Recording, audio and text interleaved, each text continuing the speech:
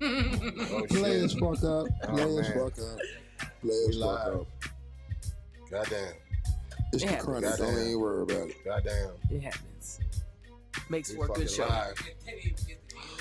No, what that was is a lack of weed water. Yes. Hint, hint, wink, wink. Hint, hint, wink, wink. Where's the juice?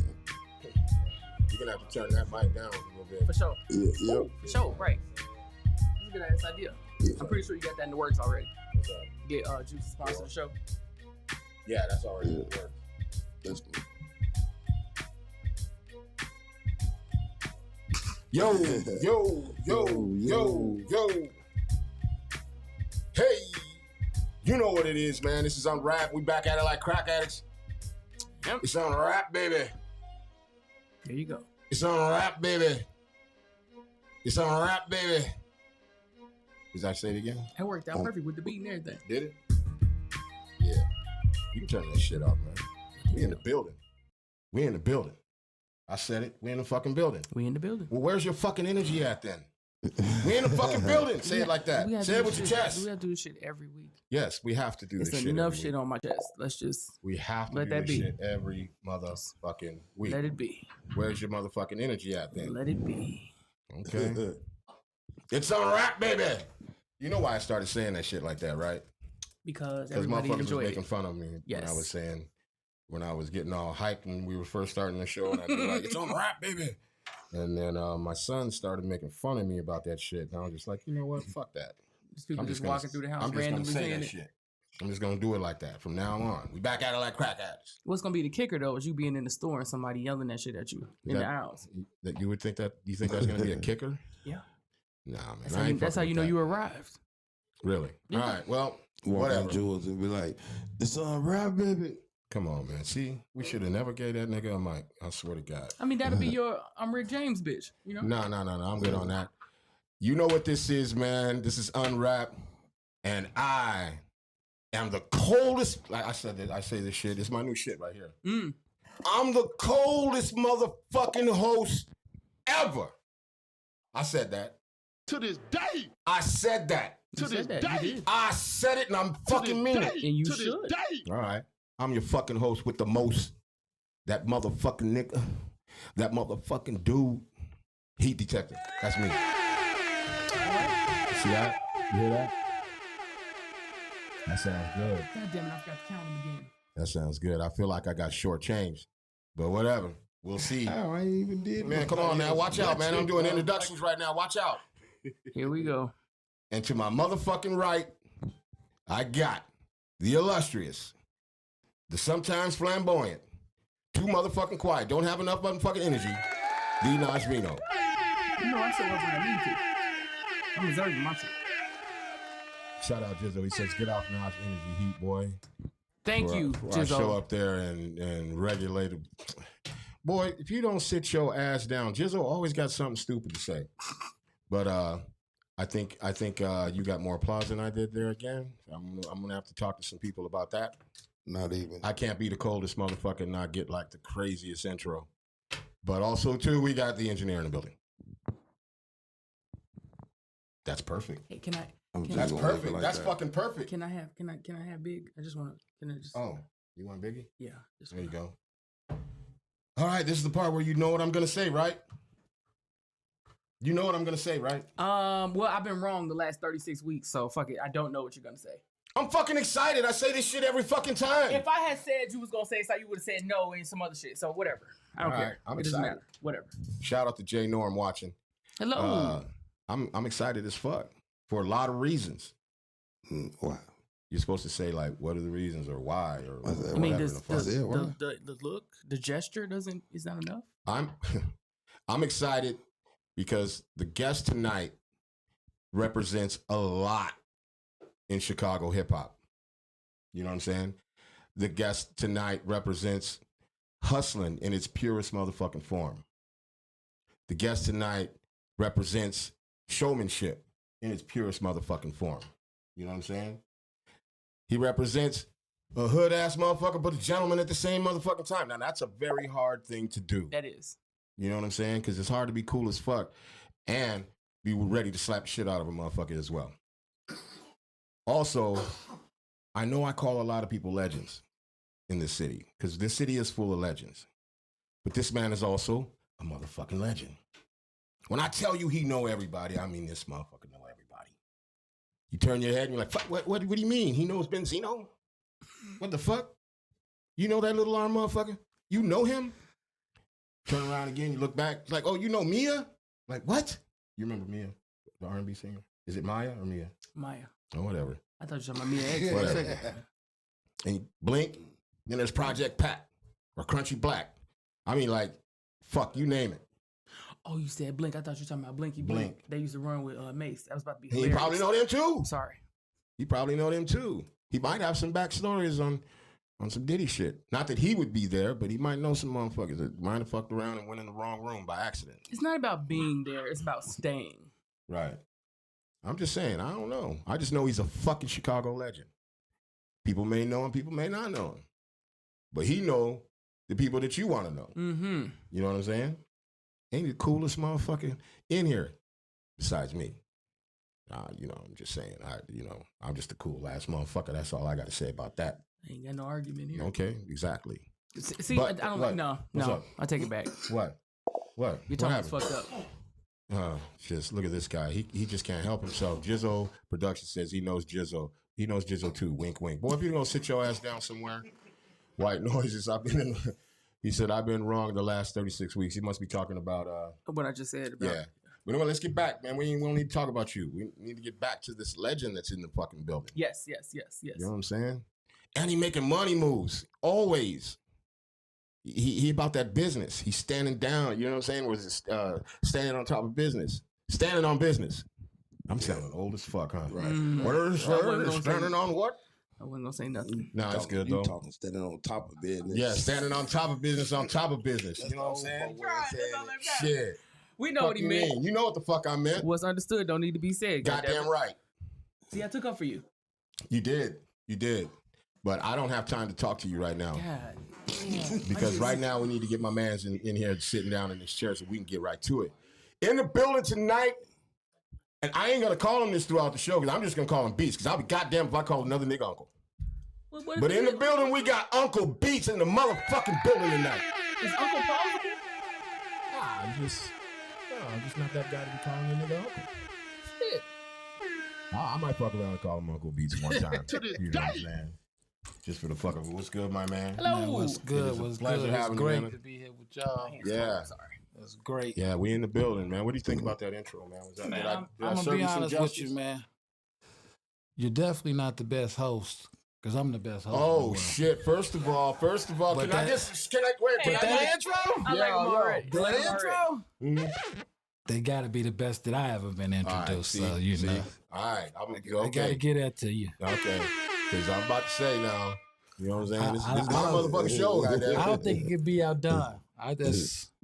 Y'all should have brought me on and did that intro because I was just smiling from year to year. Yeah, well, shit, it ain't too late. Hood hierarchy is in the building. That's the other thing I forgot to talk about, man. That motherfucking hood hierarchy. We gonna get into all that shit. All of it. But right now, man, I'm just happy as fuck that you here.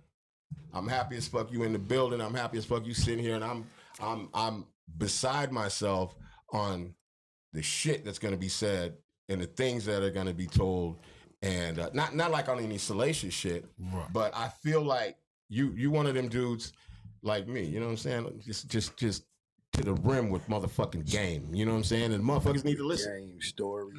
You know what I'm saying? I'm talking about real game. You know what I mean? I ain't talking about no bullshit. I'm talking about motherfucking game that put money in your pockets. You know what I'm saying? Yeah, we try to help people learn a little bit, you know. Y'all cover so much in the intro. I'm like, wow. I mean, if I lied, tell me. I don't think I'm lying. Well, you know what? The first thing that I want to address, Yeah. the name Uncle Beats, I hated it, right? Yeah. People start calling me Uncle. And I'm like, why are you calling Like me No, Uncle. Uncle. People like, man, I told him you my uncle. I'm like, why are you trying to be your uncle? I don't want to be called nobody's uncle. I know that's right, man. And then they just kept calling me that. And I'm like, it's different people calling me this that I know don't even know each other. Right. So I'm like, man, when God want to do something, he going to do it.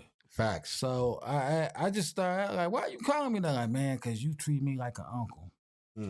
The good uncle, not the uncle that touches everybody. Damn. The good uncle. I ain't never had one of them uncles. Damn. I'm just saying. My uncles was them dudes. Right. So, they have them, though. You know. So I learned that you could have like spiritual brothers, spiritual nephews, spiritual uncles, Right. spiritual cousins. So, you know, I just, like I do most things, I just try and embrace it. Even Right. if I don't like it, I try and understand it. So Mm-hmm. it took some time to grow because, you know, I may not look it to everybody, but I'm 25 years old. So when they start calling me that, Wait. Back the fuck I'm up. 14, 15, they got me. Wait. Man. You said you 25 right now? I mean, If you 25, I'm 30. You might have to do some adding. I just tell you If you how 25, I am. I'm 30, nigga, goddammit. Now I heard you on He another said- show say we I will mean- never reveal your age. No, Look at I'm you. 30. Look How at about you. that? We I'm 30. revealed it. Yeah. 30. He is 30. I'm dirty 30. See that? See, You we know what I'm saying? we already making history. Yeah. You said we'll never to reveal your age. Yeah. There we go. Well, there it 30. is. If motherfuckers needed to know, now they know. I'm 30 motherfucking years old, goddammit. That'll I'm work. proud of it. I'm going to be 31 next year. There you go. You know what I'm will, saying? I'll be There you 31 go. next year, April 11th. I just turned 30. We're gonna have a hell of, okay. we're gonna have a hell of a bash. I just got rid of my 20s. You know That's what I'm saying? good. That's good. Them 30, things. man. Feeling strong. I I'm in can't my wait till prime. I'm done with these 20s. Yeah, you know what I mean? Yeah, man. I'm rooting for you. You know what I'm saying? Well, yeah. So Uncle Beats came from everybody just calling you uncle, and you just like, and one of the things that you said that really struck me was like you said you listen to God, because I say to people all the time, you got to listen to the universe when it's yelling at you.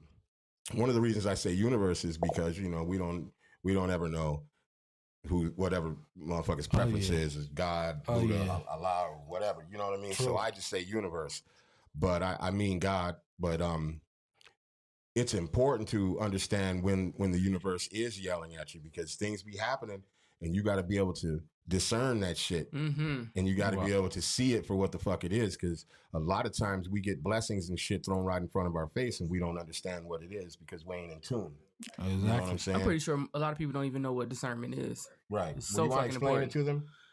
It's basically a gift of knowing the difference. Right. You know what I'm saying? Like, and people need to know, what's for you and who's for you and who's not for you, because a lot of people can get in the way. You tell your ideas and things you want to push forward to the wrong people, and that can put all type of roadblocks and shit in your way. I say pray for discernment all the time. Fuck, you just bored the whole show, right? Sometimes it's impossible to know who in the way, though. But again, let's get this straight. I'm spiritual, far from religious. See? But like, if God want to get you away from somebody, He will get you away from them. Yeah. If He had Big to facts. put you in a prison, if He had to put you in a wheelchair, Mm-hmm. He'll Yeah. get you away from them to save your life. And like, I done had that happen to me, because it's like, ain't no way this dude doing me dirty. Right. But people wearing wires on me, all type of stuff, and I just couldn't believe it. Mm. But it took that to really get me away from these people. You know what I'm Right. saying? In them type of situations that you were in, were you going against like gut feelings or like other things that was like knocking on you, like don't fuck with that person, don't do this, don't do that? Yeah, I went against what everybody was saying about certain individuals, and it's like I said, He'll sit you down, say you don't want to listen to me. I'm gonna show you how powerful I am. Mm-hmm. So I accepted a lot of stuff that didn't happen with the God, with the universe, or whatever. I might not like it, but I know how to accept it and keep on moving, get ready for some more. You know what I'm saying? That's what's up. And with like understanding all of that, as I tell people all the time, man, you got to build a solid ass team. Right. And everybody needs to know their position. Mhm. You know what I'm saying? And if a motherfucker's position is going and getting sandwiches every goddamn day, then he needs to be the best sandwich getting motherfucker that there is. True. Because everybody's going to get their chance and their shot. If your team is really what it's supposed to be, everybody's going to get their chance, get their shot to shine. You know what I'm saying? But they just have to wait. And that's the hardest part for motherfuckers, because there'll be somebody within the camp that thinks he's better than this other motherfucker. And he might be, he might not be, but he might not be as charismatic as that motherfucker. You know what I'm saying? Well, Excuse me? the most important part, you got to pick the right people for the team. Right. Like Like I brought the dope dealers into the rap game. Mm-hmm. That just ain't how you do it. Nah, Cause they gonna be what they gonna be. Right. I brought the jackers into the rap game. They gonna be the jackers wherever city we go to. Mm-hmm. The dope dealers gonna meet the people with the dope. The jackers gonna meet the prostitutes gonna sell what's prostitutes sell. So it's like He means hoes. You can say hoes. What they all gonna do. Yeah. The rapper though, he gonna try and be the rapper. Right. The producer, he gonna be trying to sell beats. Right. The manager, he gonna be trying to network. So it's like you gotta get, just because you grew up with people, that don't mean they the best person for the job. It's a business. Actual facts. And I say that shit all the time. You know, everybody can't go, and that's a real thing. Everybody can't go, and everybody needs to know their position because, you know, you'll all get your chance. And the whole point in having a team is everybody come up. Everybody gets a taste of the bread. Everybody gets whatever, and, you know, get your mama out there. And you gotta just know how to be the boss. Yeah, big facts there. Every team gotta have a boss. Right. So if you got people that you can't fire, you're not the boss. Right. Big facts. Shout out to that. See, this is what I was really excited about, you know, tonight, because I knew you were gonna come in here and drop some real gems, and we just getting motherfucking started. No, because they don't be believing me when I be telling them shit. I'll be sitting here, man, I'm telling you, I wake up in the morning and drop gems. You know what I'm saying? I'm like a gem factory. I swear to God, diamonds and rubies and shit fall out of my pockets when I talk. You know what I'm saying? But motherfuckers don't be realizing. They think they're cubic zirconium sitting on the floor. You know what I'm saying? It's gems, baby. It's gems. But, you know, it's good to hear someone else, you know, echo the things that I say. And I'm not saying that, like, because I'm just saying I spit game, because I do. But it's good, you know what I mean? Even me, you know what I mean? That's the other process in all of this is being able to learn, because you, like, even like myself, I think I know everything most of the time, but I don't know shit when it comes to the bigger scheme. There you go. You know what I'm saying? So being able to teach and to be taught is a very valuable tool too. There you go. You know what I'm saying? I agree. Yeah. And this is the part of the show where I'm looking at my co-host and I'm like wondering why she ain't asking no questions or nothing. Why the fuck would I ask a question when you're talking? Well, Don't start that shit, okay? You gotta be rude. Any other time interrupt them so people in the comments be like, she always cut them off. No, they won't do that. They'll never do that because they I just want everybody in here to keep plausible deniability, okay? Because when I cut your ass, you're not going to cut me. It might be a little worse than that. Listen. I'm gonna say this. I keep telling you, I ain't scared of you. You don't gotta be scared to get fucked up. Shit. Stab me and I'll stab you back. A lot of people can testify to that. Shit. Now just relax. Come on now, we got a guess. Anyway. Come on now, not in the camp. Or maybe I need to sit over there. Not in the camp, man. You starting shit, and you can't be starting shit in the camp. Yay! You know what I'm saying? We just got to talking about knowing your position. What the fuck? Okay. Anyways, let's get back to motherfucking business. Lord. So real quick, like, man, since we kind of got ahead of ourselves a little bit.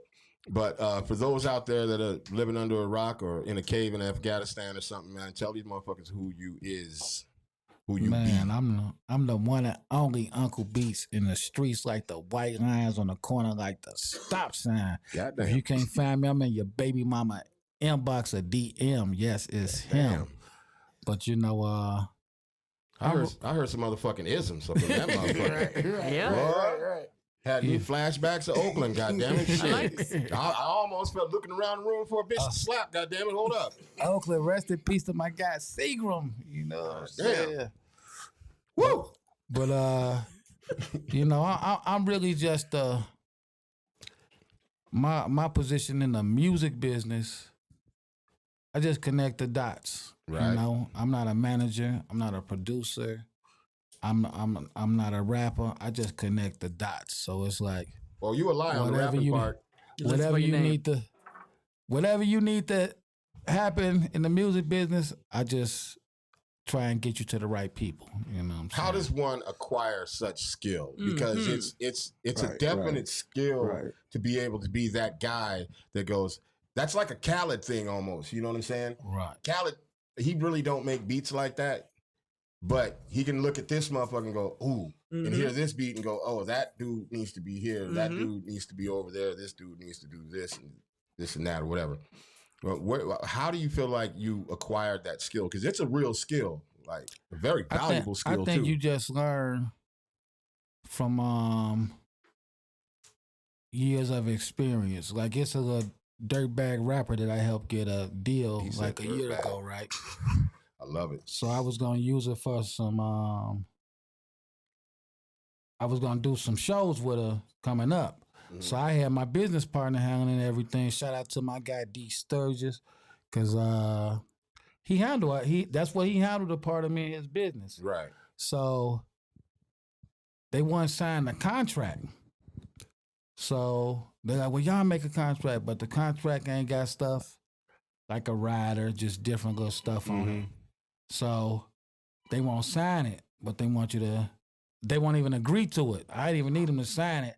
I just need you to agree to it before I send you my money. Right. So they won't do it. And Was they it don't just, understand that's like bad a business. basic? Was it just like your basic kind of contract, like a basic record deal or management deal contract? Well, first of all, if you're a major artist and somebody trying to book you, and you tell them to make the contract for you, you got a problem there. Because I'm never gonna make the contract in your favor. Right.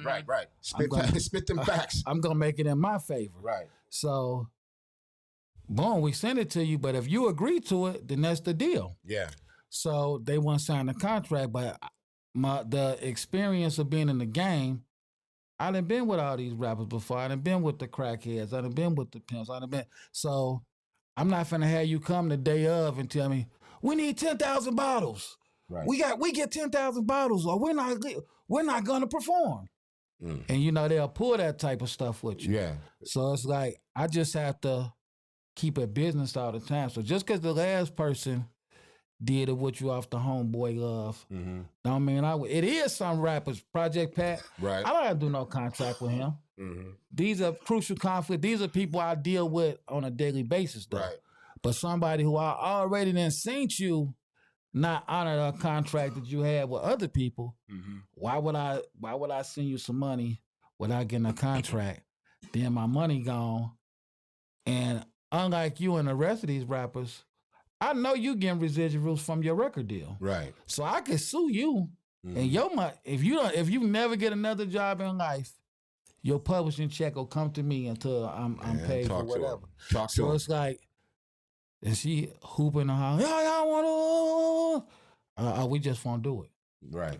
And don't try to hit me later and try and make it work. Right. Because if I'm finna give you 10 grand and you're talking like this to me, what would you do if I give you the money? You know what I'm saying? Yeah. I never want to get my dick sucked. Like, hey, bitch, you better get your funky ass out of here. No good, sorry, mother. Right. I never been able to do that before. Right. So I'm back real nice. If you did, that would be hilarious. Then probably after I get it, right. You go home. I got stuff to do. I got shit to do. But yeah, I'm just like, you can't be this, but that's the inexperience. So I'm not mad at this person. Right. Because that was me one time. Right. I remember when I couldn't perform rapping, we beating up the DJ, the security, the bartender, the janitor, everybody in there. God damn, man, the fuck, man. The janitor didn't do shit. Anybody in there. The janitor in there motherfucker like, I didn't do nothing. Exactly. Until I figured out that's what gets you blackballed. Shit, and I was gonna say we the janky promoters of a podcast. Hey, that's my shit. And you just fucked that shit all up. That's my shit. We ain't janky. But I had to learn that that ain't the way.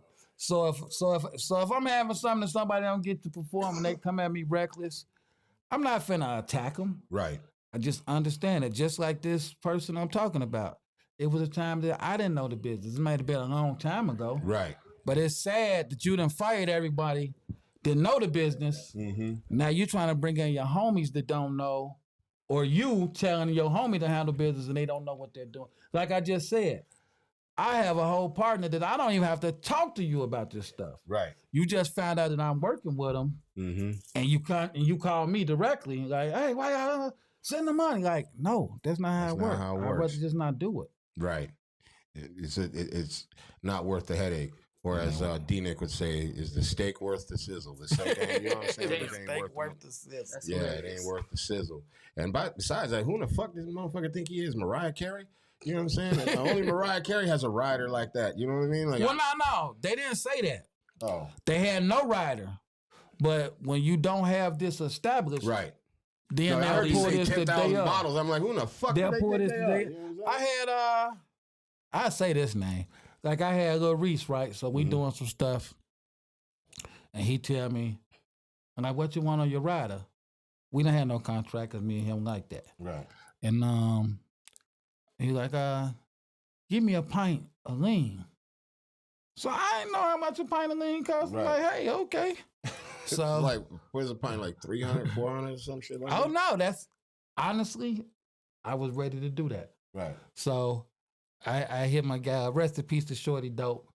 And I'm like, hey man, I'm bringing a little Reach down. And Shorty Dope was in the music business. I'm like, hey, I need you to grab that for me. Right. So we can have him situated. You Allegedly. know, he probably do, Shorty Dope dead. Oh, okay. Say we probably do something, you know, do a verse or anything.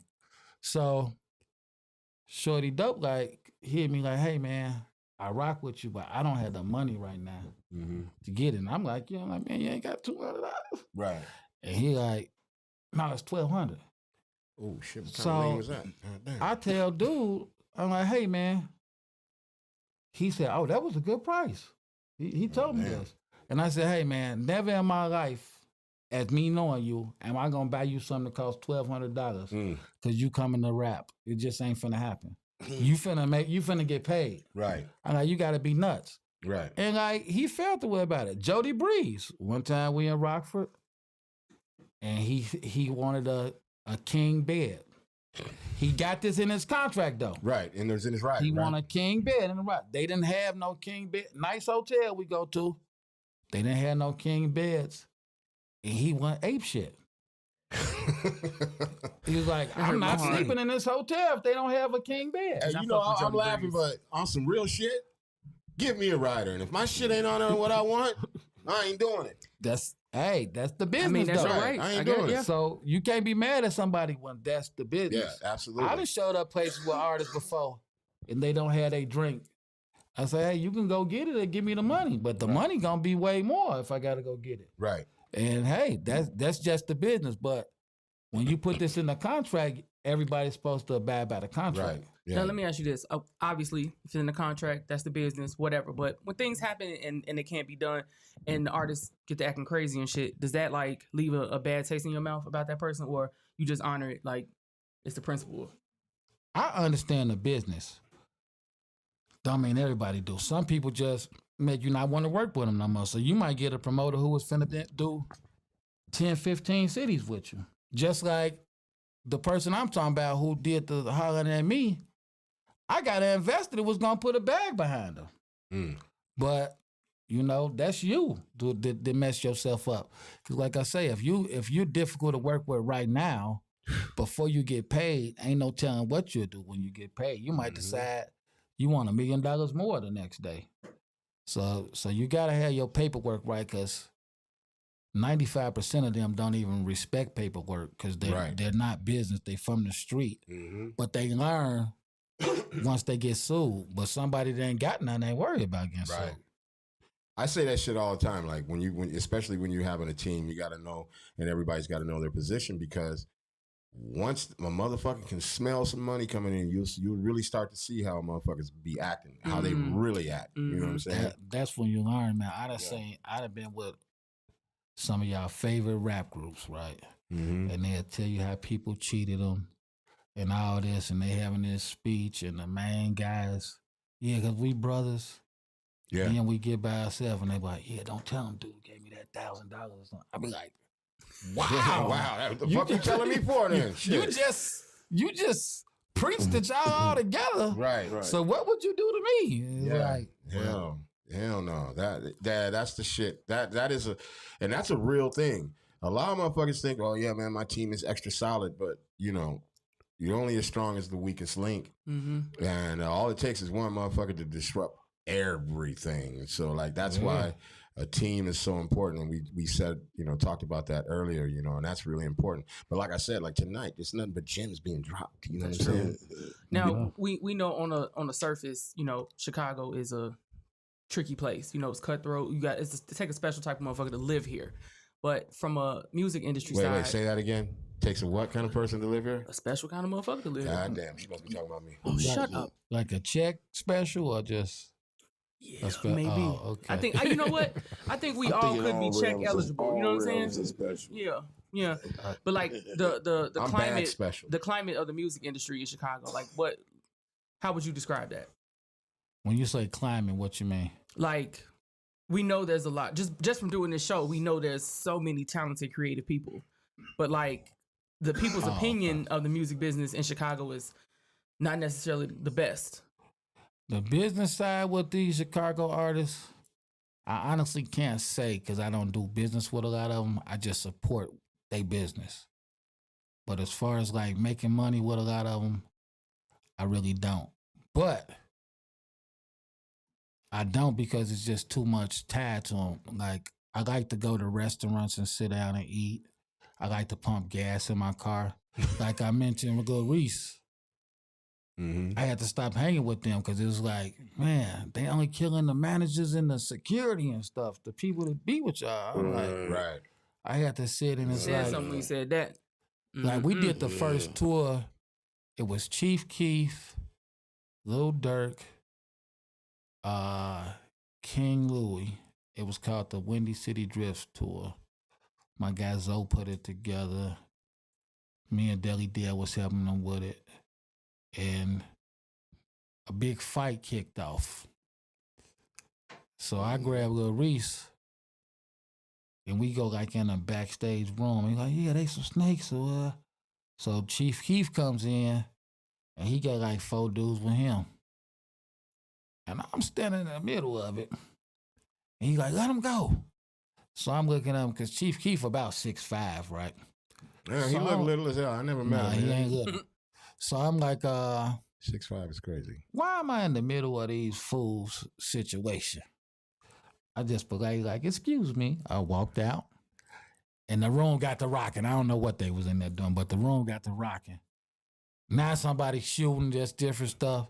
And I was like, man, I'm not finna be around this, man. Let me be around some old niggas, man. Right. Be around some, I'm like, I could go sell dope if I'm finna go through this. It's like, this is crazy. So it's just like, far as the Chicago ones though, they the trendsetters. I go to New York, people rapping like they from Chicago. I never thought I would see that. Wow. You know, it's like, they the I was worried at one time because it seemed like everybody was trying to be like Atlanta. But when the young dudes did come out, they came hard. And like, it's a lot of people, but I hear a lot of people rapping like El Hitter. I hear a lot of people rapping like Herbo. A lot of people rapping like Dirt. Chief Keef. I hear songs, I think it's Chief Keef, it's somebody else. So I know I hear a lot of people rapping like Kanye. You know, I'm not going to put Drake in this right now.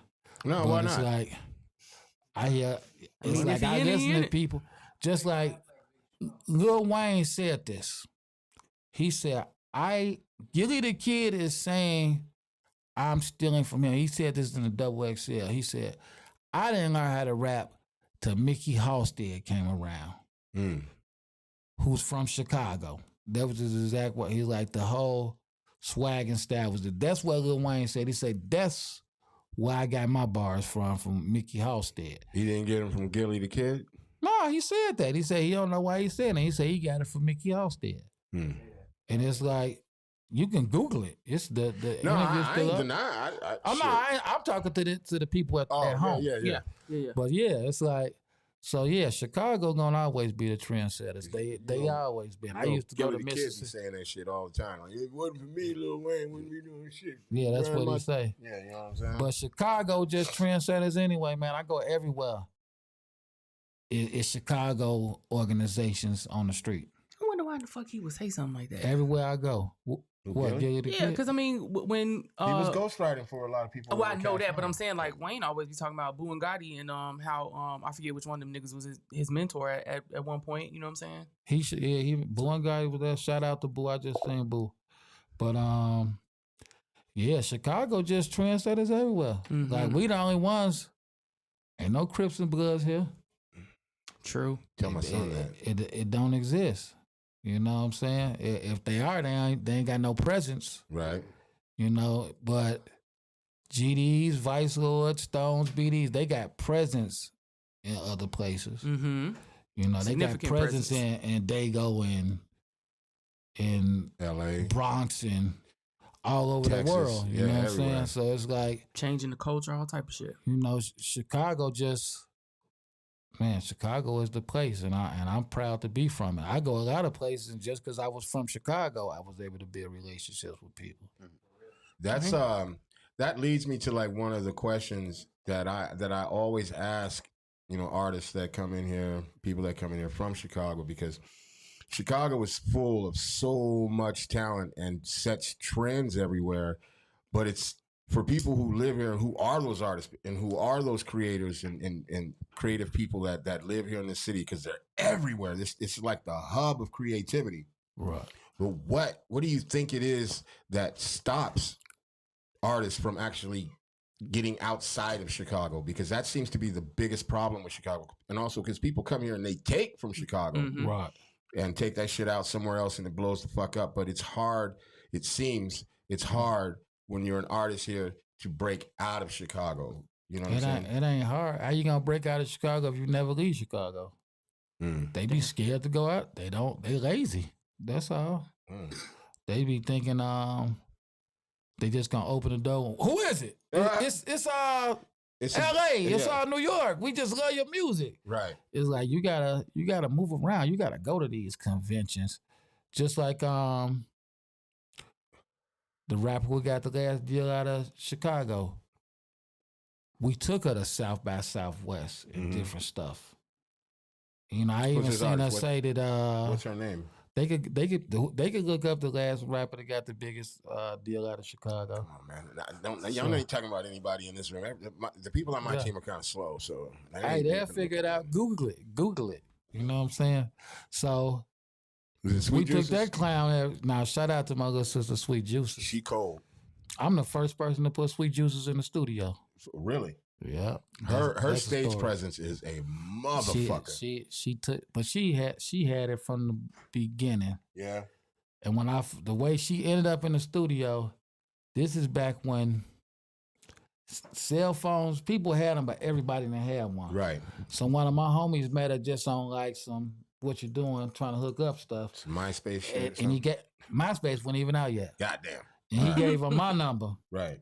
Because he'd be with me. Boom. So she called. I'm like, oh, he ain't around. She's like, what you finna do? I'm like, I'm finna go to the studio. She's like, oh, can I go? I'm like, oh, no, I don't let people just hang out with me when I'm taking care of business. She's like, no, I'm a rapper. I want to rap. And we went to the studio, made our first song. God damn. And, you know, we just got to working and she never turned back. I'm going to tell you, man, that's one of those, she's one of those individuals that, like, just hearing her on a song or even watching her on a video, like watching her in videos, you kind of get you get the message. You look at her and you go, man, she's something different.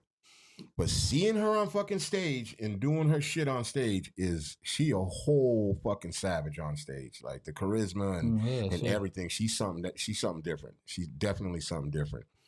And like, so yeah, that goes back to like, I mean, I'm not saying she's stuck in Chicago, but isn't that like a problem? Because there are artists that are from Chicago and they do travel. Oh no, she don't move around. She don't move around. Shouts out to her. Shout out to Reese Mack. Love them, but hey man, I be everywhere, and I tell you who I see places, and it don't be these Chicago rappers. I see a lot of. I don't know. Hey, if they like it, I love it. Right. But you got to move around. This is what we talking about it, and now that I'm thinking about it, a lot of people don't really travel outside their neighborhood for a lot of different reasons. So low key, how could you expect them to be, you know, just all right, let's go?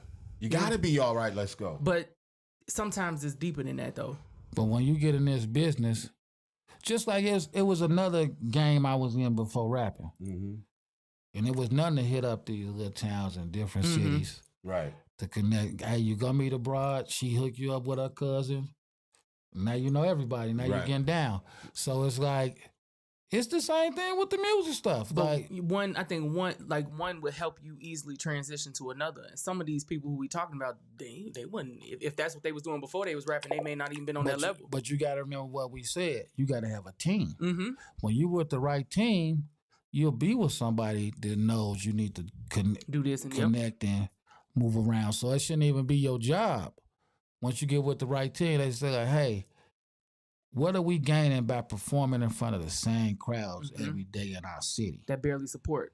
So it's like it ain't a city or town in America that I haven't touched down in on some rap stuff. Mm-hmm. It just don't exist. Whatever, name a city, I can tell you all about it, and I know somebody there. Chattanooga, that's rapping them.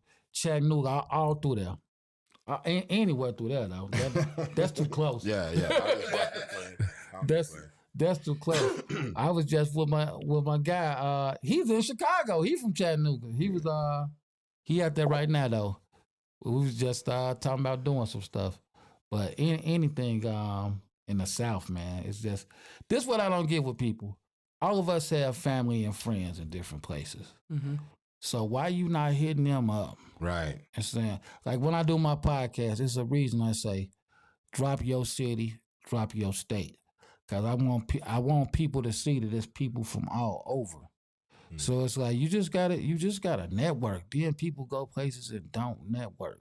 Right. If you go on a vacation, you should be shooting a music video or making a documentary while you're there. I love that. Especially the way these phones is. Mm-hmm. But people don't utilize their resources.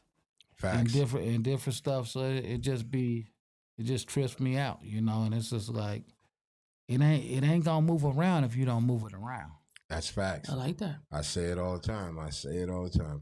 But we didn't already move past, but this is the part of the show. Wait, one more question before we go there. Damn. I'm sorry. Because we talking about business shit. Would you agree that COVID kind of reset the game? COVID is one of the best things that ever happened to this country. It's fucked up to say that, but that's so true.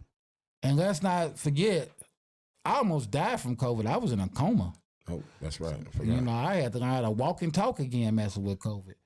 But COVID remind me of when the crack game was good, like back in 1991. Because you didn't have to know how to hustle to sell crack back then. Yes. Talk to him. You just had to. That shit sold itself. You just had to have it and not trick off your money with the hypes, and you'll be okay. Right. So it's like with the PPP loans and all the scams and the unemployment that was going on, it was just so much money out here. I saw so many. Shouts out to everybody who tried to become a promoter and lost all your money. But I just like the fact that they was doing it. You know what it gave people like a chance. I think it gave everybody a good enough amount of time to sit in silence and listen and just get a good look at yourself and figure out, am I gonna stay the fucking same or am I gonna try to do some new shit? Yeah, COVID forced me to like really get into real estate because I played with it, but once like man, we can't do no shows, we can't do nothing. What I'm gonna do? Right. And that's when I got into real estate, like rehabbing houses and different stuff. So like I said, I know COVID created some businessmen. We might have lost a lot of people, but I know because I lost a lot of homies in COVID. I lost a lot of people to COVID. Rest in peace to my guy Cass the Hustler. But I think it was good for the world at the end of the day. Clean slate for a lot of people. Yeah. Yeah. I was just interested to see what you thought about that. Yeah, that's dope. I mean, because I know it reset the fuck out of me. But this is part of the show we do called You Got to Chill. Yes, sir. I like that. And this part of the show is just a bunch of dumbass questions. You can Good answer thing them. I'm down. Yeah. So perfect. Perfect. Yeah. So you answer them any way you see fit. There is no right or wrong answer. You may or may not hear some feedback or relax your mind, let your body be free. Yeah. But it's just questions. You know what I'm saying? I'm with you. She'll ask the questions, and sometimes I got shit to say about it. Sometimes I don't. Sometimes I'll agree. Sometimes I won't agree. and we can discuss it or we can move on. I don't know. We never know what's gonna happen. Heat detector not agreeing with something that's impossible. Yeah, it's fucking impossible. It's been known to happen sometimes. I promise. And if there's multiple answers, you want to pick them all, that's fine. If you want to expound upon your answer, you can. If you don't, whatever. Okay. We don't really like people trying to pass on the damn questions, but I'm undecided about nothing. So okay. you're gonna get an answer out of me. I like the way that sounds. I'm undecided about nothing. Yeah, you're gonna get an answer out of me. Let's go. What came first, the poet or the rapper? The rapper. Mm. You wouldn't think that you don't think that you need to be like at least have some poetic skills or two different things. You think? Yeah, two different things. Why you say two different things? Yeah, I think I know the answer. But look how people rap nowadays. You think they poets? Oh. You think that? I'm asking y'all. Y'all think? No, I'm thinking. It only depends on the who you're talking about. It takes a poet to say Percocet. Molly Percocet, you know what? Chase a check. You just made me want to just leave because that's such a simple, profound fucking answer. Like that. I don't think that's poetry. It's terrible. I didn't think of it that way. I'm over here thinking like on some real. But at the same time, if you love Molly and Percocets, that could be poetry. Man, that could be a drug addict. I mean, I'm just saying, placing an order. Right. If I'm a heroin addict, I really want to listen to someone. Melodically explain Molly and Percocets. It's probably comforting. You don't think there's a bit of creativity in looking that? for a hoochie daddy? I don't see the poetry in that. You don't think that it takes some creativity in that though? You know what I mean? I think it's rapping. I think it's rapping. I just don't think it's poetry. Poetic. I'm thinking about this shit because for real, like a Shakespeare type motherfucker. Like if that was like in the 1400s or whenever the fuck he was alive, Milk of the Poppy would have been a Percocet, and he would be talking about that. I don't know. I don't agree with you on that. Okay, let me give you someone. Let's take one of my friends, a great storyteller like MC8, right? Great storyteller. I don't think he's a poet. He can be. MC8 I think he's a great storyteller. That's just what I think. Right. I think he's one of the best rappers on the planet. But I don't think he's a poet. If 8 want to do poetry, like I had a woman on my podcast. Shout out to the Unknown Lover. She does spoken word poetry. And it's far from rapping. It's poetry. Malik Yusuf, the wordsmith, far from rapping. It's poetry. The Last Poets was far from rapping. Okay, but now we're comparing apples to oranges. Like, but what do you think came first?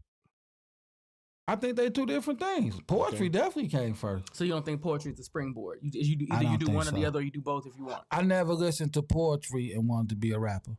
But there's a lot of rappers that started off as poets. Well, I didn't. I heard. I was like, oh yeah, I could do that, but I never said, "Oh, I gotta write it like a poem."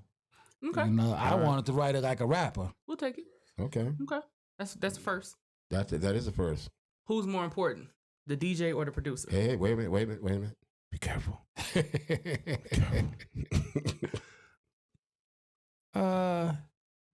You're positively, absolutely nothing without a DJ. Come on, man. Do you care to explain why? Come on, man. Because the same way everybody sitting in this room with their music in their phone that they refuse to just put out on Maverick distribution or DistroKid or something, who gonna ever know it exists? Who in the fuck is ever gonna hear it without the producer making it? Who gonna ever hear it if you don't give it to the DJ? Y'all just gonna have it in y'all phones like y'all do now. Whoa. When you get in the car, okay, wait a minute. You might be right. I might have a couple of beats in my phone. And when you get in the car with somebody, you're gonna force them to listen to them. No, I don't do that shit. You're never gonna put it out. I don't do that shit. And the people at home, they know I'm not lying on them. They got music in their phone that they haven't put out yet. Yeah, I don't do that because they don't know what to do with it. But if they had a DJ that was gonna blast it, it'd be out there. So that makes that's like saying who more important, Pizza Hut or the people that make the tomato sauce. Fuck Pizza Hut. I used to work for them. You know what I'm saying? It's like I don't know if I like that analogy, man. You the tomato sauce ain't nothing without pizza. On, man. I don't even know if that you shit making real the producer tomatoes. sound like tomato sauce, man. What the fuck? All right, one shout out to Little Caesars. I done fed a lot of stepkids off of Little Caesars. So yes, shout out to them. Hilarious. you're nothing without the main thing. So that's like saying, can who more important, the woman or the man, when it comes to making a child? Come on, man. Now look, Damn. man, you can't water the grass. You know what I'm saying? If you ain't got a hose, you know what I'm talking about? You can't water the grass without the hose. There you go. You figure deal me? But that's a whole nother story. All right. This nigga. Rapper or MC? What you mean, rapper, MC? What? Rapper or MC? Like what? Like what's the difference, or which one do I choose? Whatever you want to talk about. Yeah. I don't know. Oh, I'm down with the rapper because he a hustler. MC is somebody who they really all about hip hop. The rapper, he ain't even got to know how to write a rap. You could just Eazy-E was a rapper. You can write him a rap. He gonna go make some money with it. You know what I'm saying? So I'm rap. MC, they live up to a different code than a rapper do. I like you. I like you too. Don't fall for her shit. I'm saying did you hear what I heard he what said? the fuck he said. I'm just saying you doing too much right now. And you can't say that shit don't make perfect fucking sense. Because I'm scared where this may go. Because normally she starts getting in, next thing you know, she's all sitting over there all horny and starts talking all kind of shit. See, first of all, you see, I'm not gonna cuss you out today because I prayed before I came. Okay, Mhm. praise the Lord. Good. Okay, record sales or touring?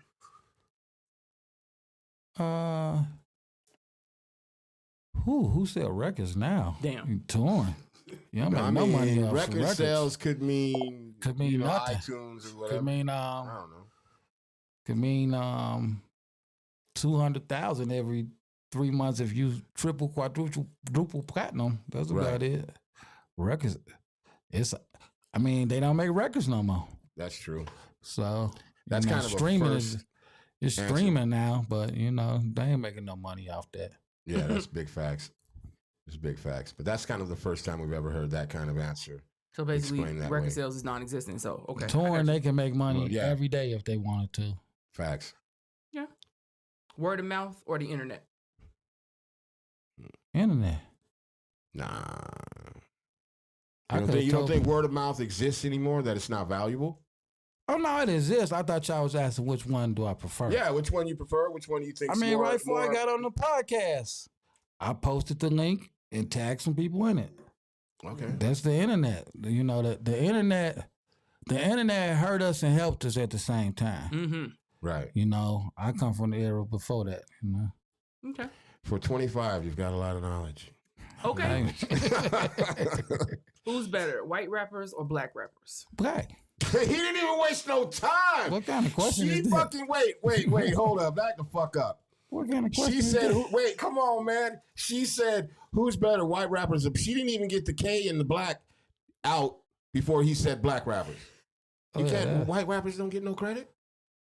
Yeah, some of my best friends is white rappers. Damn, that sounds racist as fuck. But they not better than they'll never be better than a black rapper. That's racist as Then fuck. the best black Poor rapper. white That's friend. like a white Then person the said best my black best rapper friend there, is black.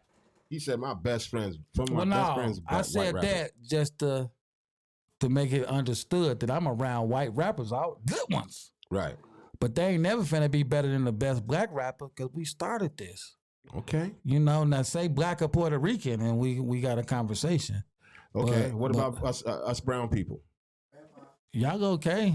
Damn, nigga said okay. But y'all black. So it really yeah. it really the same thing. It really ain't fair. That ain't a fair comparison. You know what I'm saying? Well, I am half Mexican too, so there's that part. You didn't ask me about Mexican. I said black or Puerto Rican. I said brown people. Oh well, yeah, Mexican. No, they ain't better than but it's stuff that white people. Hey, they might be the best polo or the best hockey players. Come on, man. I thought he was gonna say some music shit. He said polo or hockey. And from what I'm learning, we don't even know how to make a taco after talking to my Mexican friends. So we know what they the best at that. Everybody just the best at something. But we started this. We're gonna always James be the says best. Puerto Ricans top shelf. That's what I'm talking about. Yeah. Man. Okay. Is it really possible to have a top 5 rappers list? Yeah. You don't think that well, you're only 25. You don't know shit. Yeah, I got a But I'm top saying- 5. That's When you get older, you don't think that your list changes or it can change as you mature? You know what? this is what I hate about some of these older rappers. First some of all, on my list. no, wait a minute. I think you might try to be saying something Some on right my now. list. But really, you know, I just turned 30, right? April 11th. Well, no, I'm talking about some Okay, of. so I I'm thought not you were talking gonna about say the some shit about- 30-year-olds. Oh, okay. I'm talking about the ones that's in Yeah. their 40s, 50s. I love it that they still making music. But stop trying to make the music from when you was my age, when you was 25. Yeah, I don't want to hear that shit. It don't go together. It don't go right. I'm tired of you. You a granddaddy now, dude. Stop rapping about. Then you know some of the female rappers. Stop talking about how sexy you is and all that stuff, man. You talk about something else. You somebody mama now. You a grandmama. You don't know? think there's a space for elder statesmen in rap? Of course it is. Okay. There's a whole. I'm in that space, so You're of course it 25. is. How the fuck you in that space? 25 is old as somebody that's 18, man. Yeah. That's true. That's Ha, true. ha, ha, ha, ha. That's true. That's true. That's Yep. true. You're right. Hey, man, I be the fair case, man. You ain't never finna catch me slipping. Got you. Gems are being thrown here. All right. West Coast gangster rap or East Coast? West Coast. Come on, man. I didn't even get a And chance to say shout out watch to it. my guy Cool G Rap, but West no, Coast. no, yeah. See now you West talking my Coast. language. Cool G rap. Now you just okay. I ain't gonna lie, I just started listening to Wu-Tang when they had the TV series because I didn't even know they was gangsters. Yeah. I didn't know until I watched the TV series, so I feel cheated. And I went back. I'm like, man, they talking their talk. Mm-hmm. There's a So- couple of things that I wanted to see that I didn't. I was pissed off about, but whatever. I get it. Okay. We don't need you talking about movies and shit. And everything else is I'll get lost, and you know I don't do movie references. Don't nobody give a fuck about what you do. Okay, I stay think over you there. give a fuck about what I do. I told you he's so agreeable. Yeah. He crawling out on the branches. Okay. I told your ass, stay off the branches. It's a trust tree, right? Stay off the branches Stay in the trust off tree. the motherfucking branches. Got you. CDs, tapes, vinyl, or streaming. Streaming. You don't make no money on streaming. You just said I thought that. you was talking about lugging around. When I had CD, when you had a CD book, Who? I was breaking in your car, stealing it. Man, So it's like that's something. Wait a minute. That Wait a was my minute. Wait a hustle. minute. Wait a minute. You said you were 25. Yeah, So I was then- a kid wait, breaking his in uncle cars. and them had told him about it. I was a kid breaking in cars. I That would admit it. mean you would have had to been when CDs were around. It's 2024. I was a kid breaking was- in cars. Bro, you would have been like 1 year old breaking into cars. I was a bad He was a 1-year-old. prodigy. dog. He's a bad one. He was a Bro. prodigy. I'm gonna show you something. I was a bad He kid, was a man. Bad 1-year-old. What? Damn, he was immediately out here. There I go. There I go at Oh, my 11 God. years old. You That's see what I'm amazing. saying? There I go at 11 years old. Oh, you wasn't shit. I'm at Right. the NWA concert. Somebody was whooping your ass. Somebody was whooping your ass every Posted week. up. Jordan's on, Kango, Raiders jacket, you know. But, you know, it be tripping me out because I be seeing these people like photoshopping their pictures when they was a kid and gold teeth and stuff. Like, no, I was really that back then. Yeah. You know what I'm saying? That's what I be telling motherfuckers, but they don't even believe it. All right. I try to poke I pictures feel out. you. Who gets the house first? Yourself or your mom? Oh, my mom. Of course, come on now. Okay. You knew that was coming. Engineer, you got the bonus question for the first one? What would you rather have, skill or fame? Skill. See, I say that shit all the time. Motherfuckers don't be understanding that because the skill could get you the fame, it could get you the bag, it could get you everything. I can make money off of skill. Fame come and go. Yeah, I say that shit to every.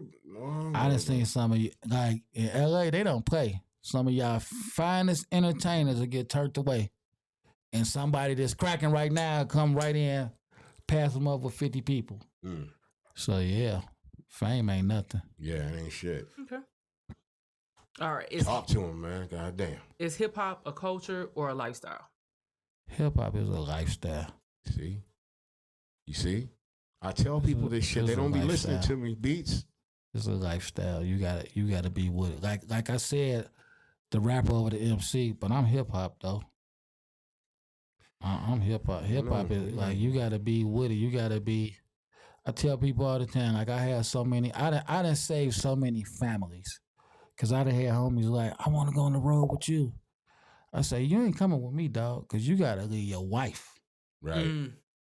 You might be gone for 6 months. You might come home and somebody new there, dog. God damn. You gonna miss Talk to him. graduations. You gonna miss funerals because it becomes your life if you want to really win and be part of it. You know, the people that know me, they know what I had to do to get here. Right. You know what I'm saying? Trust me, I know. Mainstream or underground? Underground. That's surprising. That's surprising. Coming from you, that's surprising. See, mainstream, that's when you get the lazy people that then left their team, greedy, they want them. That's most mainstream be on the way to falling off. I said most of them, not all of them. They're on the way to falling off because they forget where they came from and where they got it. Like, I love going to open mics. I love going to shows where there ain't no headliner, and I just like to chill and see what the next thing is. Like, I don't go around saying, oh, I'm this, I'm that, showboating to people, because I really want to see what it is. Now, when I'm at the mainstream ones, it ain't nothing but a bunch. I watch gangsters turn into groupies, and they knocking women over so they can get pictures and stuff. Yeah, that's crazy shit. You know, so yeah, the mainstream just, you know what I mean? Because I know how to make money off with the underground dudes too. So it's just like I'm gonna figure out how to make a buck. That definitely ain't for the faint of heart, though. Yeah, that's why I'm trying to keep you right where you at, because I know you got a faint heart. So I don't want you getting in no trouble. You know what I'm saying? I'm gonna drown this nigga one day. Oh no, not on camera. Drown me. Yeah. Not on camera. On camera. Look, it's shit. Everybody heard that? If I come up, you know what I'm saying? You better be careful. Floating in the bathtub, y'all know what the fuck happened. I know the feds listening, so be careful. Be careful. Yeah. Would you rather be better at freestyling or writing? I had to stop writing, so freestyling it is. Why you had to stop writing? Cause I'll never forget this. Now, writing was my thing. I seen myself as a writer, as a book author. You know what I'm saying? So I write something. One day I'm in the studio with my guy Psycho Capone. Shout out Psycho Capone. He like, man, don't write it, man. Just freestyle it. I'm like, no. He like, man, just freestyle it, man. Just listen to me. So I freestyle it. I know it's weak, the song I done made. So I play it for my cousin Rick, one of my hardest critics. He's like, man, this is hard. And I'm like, what? Then I'm playing it for other people. They're like, man, I like this. I'm like, are you serious? So I'm like, man, I didn't even write that. He's like, you lying. So then I did another one, freestyling. Same reaction. I didn't get the same reactions that I got from writing that I got from freestyling. And I think it's just what's fresh the top of your head. The pure energy of it. People like that. So like I haven't wrote nothing in, I don't know, about 10 years. But I liked writing though. But I think it ain't for everybody. Some people be telling me, I freestyled that. I said, I bet you did. Like, whoa, if you say pussy ass nigga one more time, goodness. For real, right? Like, whoa. Yeah, I think there's a lot to be said to that. You know what I mean? And there are artists out there that have made a real craft of not writing. You know what I'm saying? But there's also something like that you said in that, like, you know, when you said, you know, you let one of your guys here who's your biggest critic. But I think as artists, we forget that we are our biggest critics 100% of the time. I believe, at least. I'm definitely not my biggest critic. I go totally off what the people say, because I'm like everything I do.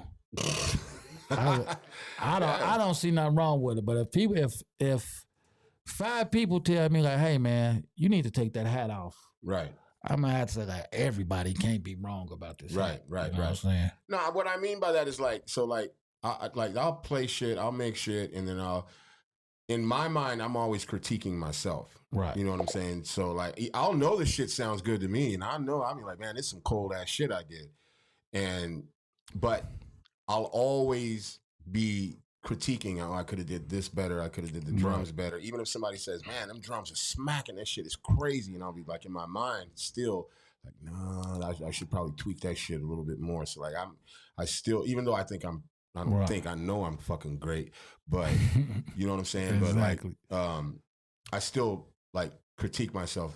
Even with that though, to me, that's part of the team thing. Like I done had people who just sit around to tell me if my rap is good or not.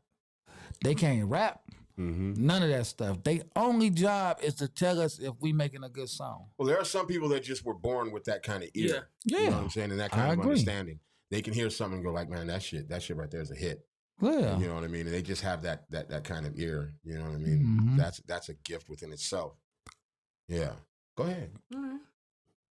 Would you rather roll with a squad or be solo? A squad of women all the time. Isms. I don't really need no dudes around me at this age. 25? 25. Yeah, you young, you ready, so you don't need a bunch of motherfuckers with you. I don't need a bunch of... Because I feel that way at 30. Yeah. I'm you know what I'm saying? Now, when I was younger... Like 16, 11 and shit? When I was 11, 12, oh, man, we coming 50 deep every time. All right. Damn, y'all remember that song 50 Niggas Deep? No. Sound familiar, though. I think it was like Fubu Records or some shit like that. Fubu Records. Oh, my God. I remember that. You do? Not really. I think I watched a video or something, a documentary. I think that's why I remember it. I got to check that out. That song had 50 niggas on it. And I remember one, it was a chick. How old are you? 12. 12? You on the wrong show. Hey, I don't kick it with kids. Yeah. Man. That's why you gonna have to come at least to 18. Wait, you said 30. You said Drake show? 25 and 30 is not a kid. I'm 22. Okay, 22. I'll take that. Yeah. I'll kick it with kids. I better check your resume, goddamn. You might be lying. Check your motherfucking ID. You You a big ass motherfucking 20 or 12-year-old, whatever the fuck you said. Fuck you. I can't get wrapped up like Kels. Yeah. Free my guy, man. I can't get wrapped up like that. I gotta kick it with kids. Y'all don't kick it with kids. Yeah, please. you heard it. You heard it from Uncle Beach. Don't kick it with no fucking kids, Drake. You know what? Let me tell you. I know we in the middle. Let me tell y'all a story about Kels before I forget. Oh, shit. Now, the thing with him, I probably did the most degrading thing I ever did since I've been in the music business was with Kels. And I can't even blame him for it. But we in Champaign, so he got his group of guys around him, and this women walking up to take a picture with him. So he said, hey, Beats, tell her to get out of line. So I'm like, which one? That right there. So I go get her, like, hey, you got to get out of line. She's like, what did I do? And I'm like, I don't know. You just got to get out of line. So, like, the 3 girls behind her and, like, one in front of her, they all got out of line and left. So I'm like, what'd she do? Oh, she too fat to be taking pictures with him. What? I say, what? That's I say, wild. I'm fat. What you mean she too fat? Like, my mama fat. Like, what is that? So, they're like, no, man, he just got to have a look. I'm like, man, y'all out y'all mind. So now it's an older lady, and yeah, see, she got to get out of line too. And I'm like, yeah, and her nephew, they run this joint. So I hope y'all tell her to get out, and they whoop y'all ass in here. So I'm just saying that to say, I don't even think he knew about this stuff.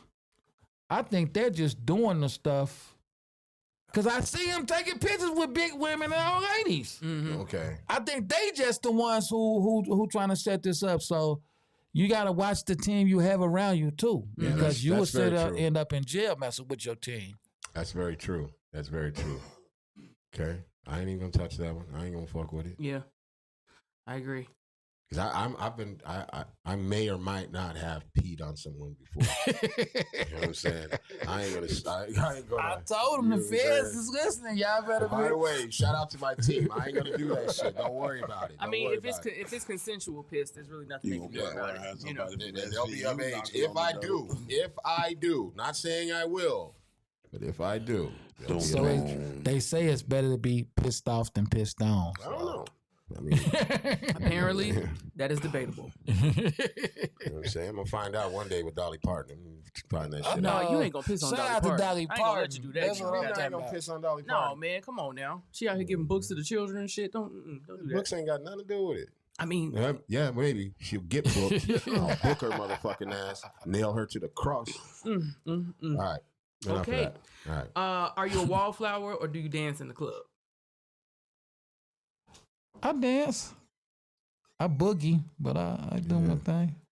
Yeah. Okay. He boogie. Gangster. I can't boogie. never just be on the wall. How you gonna get chose by the broads if you just Come on, man. That boy spitting isms. Boy, y'all don't even know this pimping going on right now. You know, I know a good shum. You know what I'm talking about? Sing a good song. Yeah, right. West Coast funk or East Coast West boom bap? Coast. Come on, man. God damn, she didn't even finish the shit. West Coast. I mean, you see me with the Raiders jacket on at 11. What you think I'm gonna pick? Man, that reminds me. At 11, so you was pulling bitches out the line for R. Kelly at about 11 or 9 or some shit like that. He was a busy kid. Goddamn it, let him live. Because he said he's 25. I'm just saying. He had shit he had to do. I'm just trying to put the motherfucking Well, numbers no, together. this actually was right before he went to jail. So okay. Oh yeah. Okay. This happened like right before he went to jail. Okay. So that puts you around 18, 19, something like that. Okay. Yeah, I was all the way into that. The feds are alive at this table, and I ain't What you gonna talking about, man? say no names. I'm just doing math. That's all. Damn. Just math. I promise you. God damn, turn Just the shine math. turn the shine down on your badge over there. Man, I ain't got no fucking badge. What are you? Whoa. Come on. Whoa. I ain't never told on nobody my motherfucking life. Me.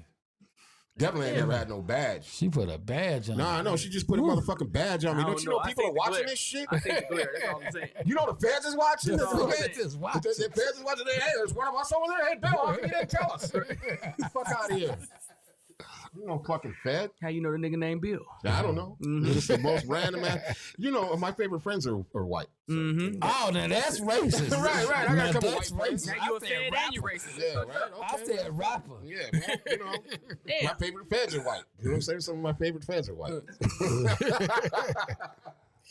Yo, it's crazy. All Okay, right. is it true? It ain't where you from, it's where you at. That's where you're from. Well, me, it's where you're from. I always say it ain't where you're from, it's where you're at and what you're doing. I'll take all of those. Well, you know, I remember when that phrase came out. From I guess Come y'all on, man. poets. Hold on, 25. You remember when that shit came out? Well, you know when it came across me. Yeah. And you know YouTube and all that shit. The God MC said, "It ain't where it's from, it's where you at." Yeah. And Rakim, shout out I'm to like, Rakim. I'm standing on 55th and Bishop with bags in my mouth. I'm like, no, that's where you're from. I don't know what are you talking about. That's definitely where you from. Because this is showing me wherever I'm finna go, I'm finna be putting the smack down. That's what Inglewood told me. I don't know what. Hey, so I hope you maybe if you ain't from Chicago, maybe that matter. But we from Chicago, so it's just different. Usually, it's like, where you from? Chicago? Back Exclamation up. point. No one's asking shit. It's just, I watch okay. Chicago niggas get killed all the time for going somewhere trying to bully people just because they overdo it when they ain't even had to do that. All they had to do was just say they from Chicago And just keep it moving. and everybody gonna love them. Where do you think that bully mentality came from? Because it is a thing. But they also call it the city of broad shoulders. You know what I'm saying? Because you know the hard work ethic and everything in the city. But there is like a low key bully mentality. Well, you know, it's just like because it's just like real dog eat dog. Like you know what I'm saying? I gotta eat. God damn it. we had some guys that came from Sicily and was in New York. Then they came to Chicago. And, you know, they just turned the city up. And that's Al Capone in them. And I think... The real Scarface. And I think when the guys came from down south, people like my family came from... Like my grandma said, they might as well have been slaves. They was like a generation, 30 years away from it. And I think, you know, you got poor people from Sicily coming, poor people from the south. And there you have it. You just you get that bully mentality from that. I say, and I think this shit because, like, I lived in the South, and you know, if you're from the North or like West Coast, whatever, but like they call it the North, people when you go to the South, if you've never been there, you tend to think that motherfuckers are slow. Exactly. But they're very cunning, very conniving. At times, and very crafty, very in a whole different motherfucking way. And if you ain't accustomed to it, it'll take you out of your square because you'll be thinking this slow ass motherfucker. And the whole time he's over there like this motherfucker right here don't know shit. You know what I'm saying? You don't know a goddamn thing. You are 1,000. I have a friend who be thinking like, yeah, see, they from the South, they don't know no better. They was raised. I'm like, are you nuts? They Like that's where some of the major colleges at in the South. Let me look. Let me tell. This is a beautiful story. So I'm in Dallas doing music, right? Right. And I forget the artist's name at the time. It'll come back to me in a second. But anyway, they got me in the studio and shit. You know, I'm making beats and everything. Blah blah blah. It's all night, drinking, whatever, having a great time. Leave, and they're like, yeah, come back through tomorrow, whatever. So I come back the next day. Let me tell you how fucking cold this shit was. I walk in the studio, motherfucker, everybody quiet. You know, when you walk in, when everybody quiet, it's like, the fuck is going on? You know what I'm saying? I'm reading the room's temperature. You know what I'm saying? I'm like, man, this shit, what the fuck? The nigga from the night before gets up. He's like, yo, man, what happened to that beat last night? I said, what you mean what happened to it? I saved it, put it in the, what you call it? So over there. No, it ain't there. It ain't there, man. I said, what you mean? It's there. No, you stole that shit, man. You took that shit. And I'm like, man, I didn't take shit. Why in the fuck would I take it and come back and I'm going to be working on it? We can't find it, so you stole it. Like, nigga, I didn't steal shit. Let me tell you how the nigga pulled a pistol out on me and shit and everything. Mm-hmm. After about 3 minutes, I'm thinking to myself, maybe I did steal that motherfucker. You know what I'm saying? Like, he actually completely confused the fuck out of me. And I was thinking, like, did I take it? Right. And, like, you know what I'm saying? Put it away, like, you know, put it in my bag or something? But nah, we found it. But, yeah, that was some real tricky just the way he was wording that shit and the way he was saying the shit he was saying. And I was just like, you know what I'm saying? What the fuck? I actually was like, wait a minute. Up is if they'd have shot you and then they found it. Yeah, that's normally how it goes most of the time. Yeah, big facts. That's another thing I learned about the South. Them goddamn car washes. Them niggas hang out in them goddamn car washes and do all kind of shit. You want to fuck cruising around and all that shit. You go to a car wash in the middle of the motherfucking night. Everybody at the car wash. I used to go to Mississippi every summer because my daddy from Mississippi. Mm-hmm. I got a lot of family in the South, and like I didn't pick cotton and shell peas. Come on, man. But I never thought they was. Yeah, I had to. No, look, I lived when I was young. I lived in Texas in a small town. I went to this small ass town when I was 12 years old, and they had a thing called chopping cotton. I was out in these fields chopping fucking cotton. Motherfuckers don't understand what the fuck that is. 12 years old, they had you out there at 3 o'clock in the motherfucking morning chopping cotton. That's what all motherfucking day. That's what time they get up. Yeah, and you got to beat the sun. Yeah, you burn up out there. Burn up like a motherfucking chopping cotton is like you put you out there with a whole motherfucking hoe, not a bitch, and you gotta chop the weeds from around the fucking cotton. And no, I ain't gonna say when it was because you know what I mean. That's I'm 30. Yeah. Let's be clear. Well, you know, you grew up fast also. Yeah, I grew up fast. I grew up mad fast. But yeah, so like that was back in the day, somewhere around 1990. Okay. Oh yeah, they was still.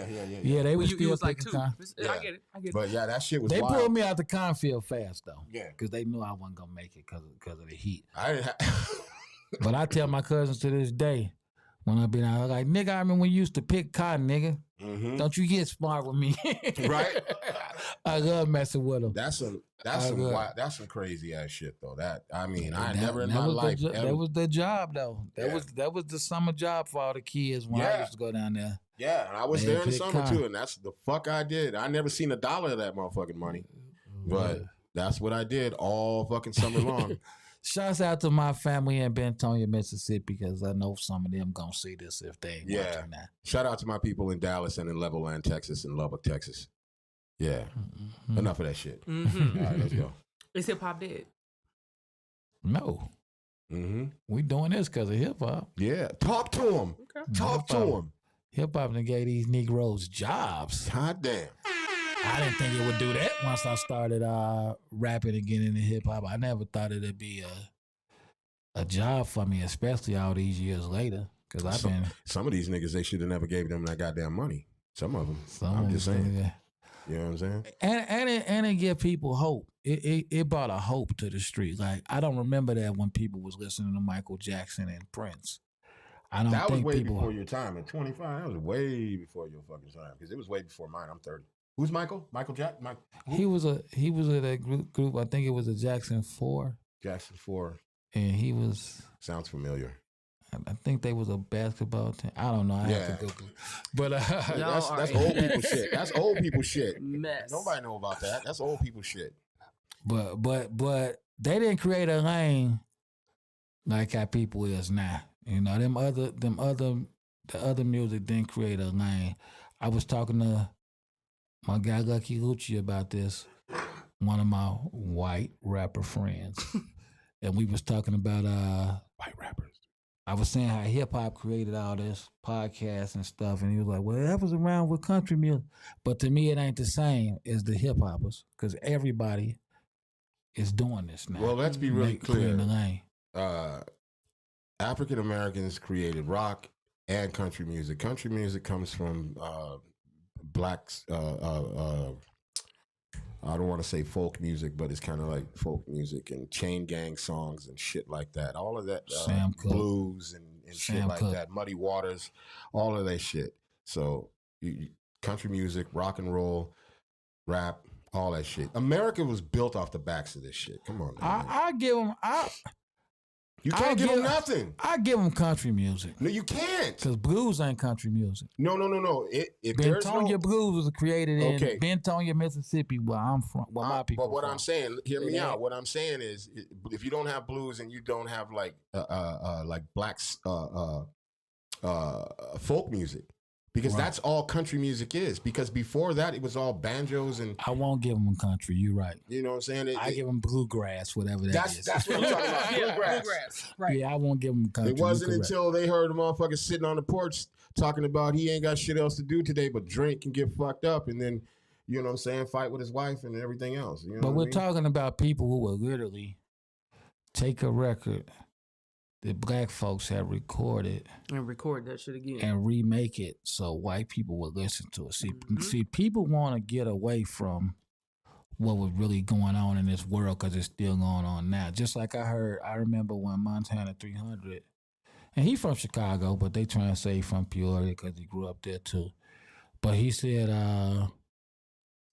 I wish the South Side marched through. I wish the Ku Klux Klan marched through the South Side of Chicago like they did in North Carolina or something like that. And I was like, ooh, he sound like he ain't from Chicago because I wish you niggas would march through Bridgeport right now and see what happened to y'all. Right. So it's like, what are you talking about? Like, it's alive and well in Chicago. Oh, right. It's like, yeah, I know y'all can't get caught over that. Too many of y'all hanging out at the wrong time of night. And that's what it is. I wonder too, like, because we are the most segregated city in the country.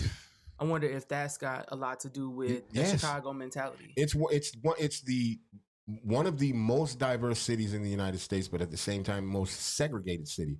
I've been here for like 20 years now, and just like you can go past one viaduct and you in a whole nother motherfucking planet. You in a whole nother fucking world. You're in a whole nother. You know what I'm saying? I agree. And when I was gonna say something, but let's just say 1995 when I came out. I got you. Okay, when I came out here in like 1995. Okay, high schooler. Yeah. It was. I had never seen really any shit like it. You know what I'm saying? And I would be like on the bus or on the L, and it would be full of black people and brown people. And then as you get out, as soon as you get into another neighborhood, it's like everybody get off, and then all of a sudden, before you know it, it's nothing but white people on the fucking bus. And I was like, what happened? What happened to all the? What happened to the diversity and the color in this motherfucker? Yeah, really strange. All right, go ahead. You know what you'll see in Chicago before you see a UFO? I mean, you'll see a UFO before you see in a white neighborhood. Before you see 20 black cops got a white person pulled over. You'll never see that in Chicago. Now you will see 20 white cops have a black person pulled over on the ground kicking them before they shoot them. Right. But you'll never see that in a white neighborhood ever. It's very true. Very fucking true. That's very true. Major label or independent? I think major label. Why?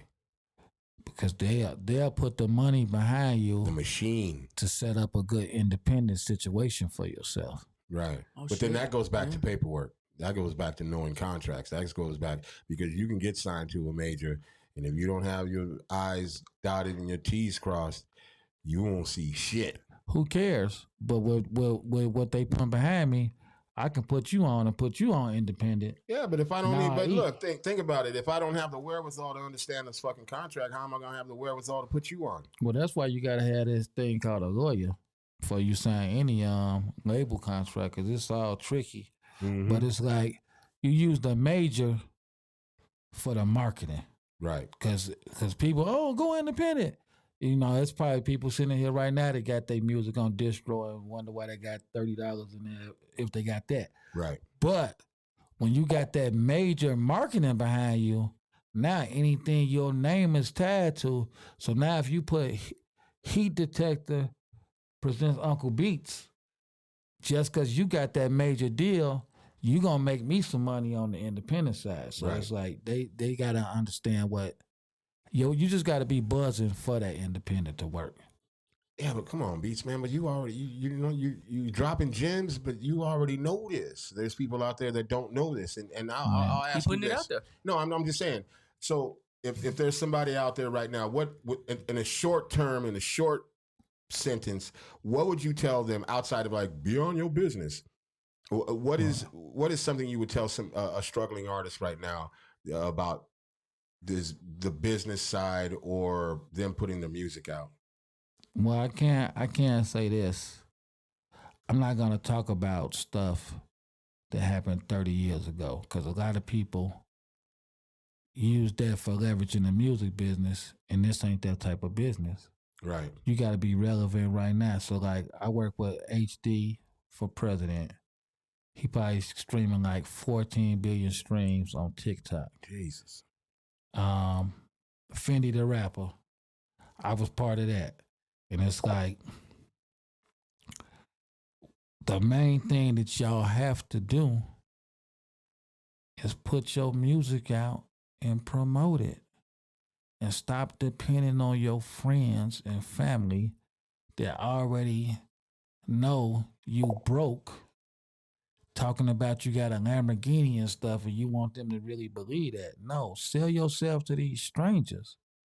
You know, your family know you're not going to fight it. You talk about all this killing and shooting you doing. So they can't suck it in. Right. So it's like, so some of them might roll with it, but stop forcing it. Stop saying, well, if they shared it, then I'd be okay. Like, no, it's real live people out there. Like when I first met you, we've been locked in ever since. Yeah, facts. Cause you were Jizzo, so I know you the business. You know what I'm saying? Right. So it's like that's really Can I just add something to that, because I don't want to hear this motherfucker's mouth later on.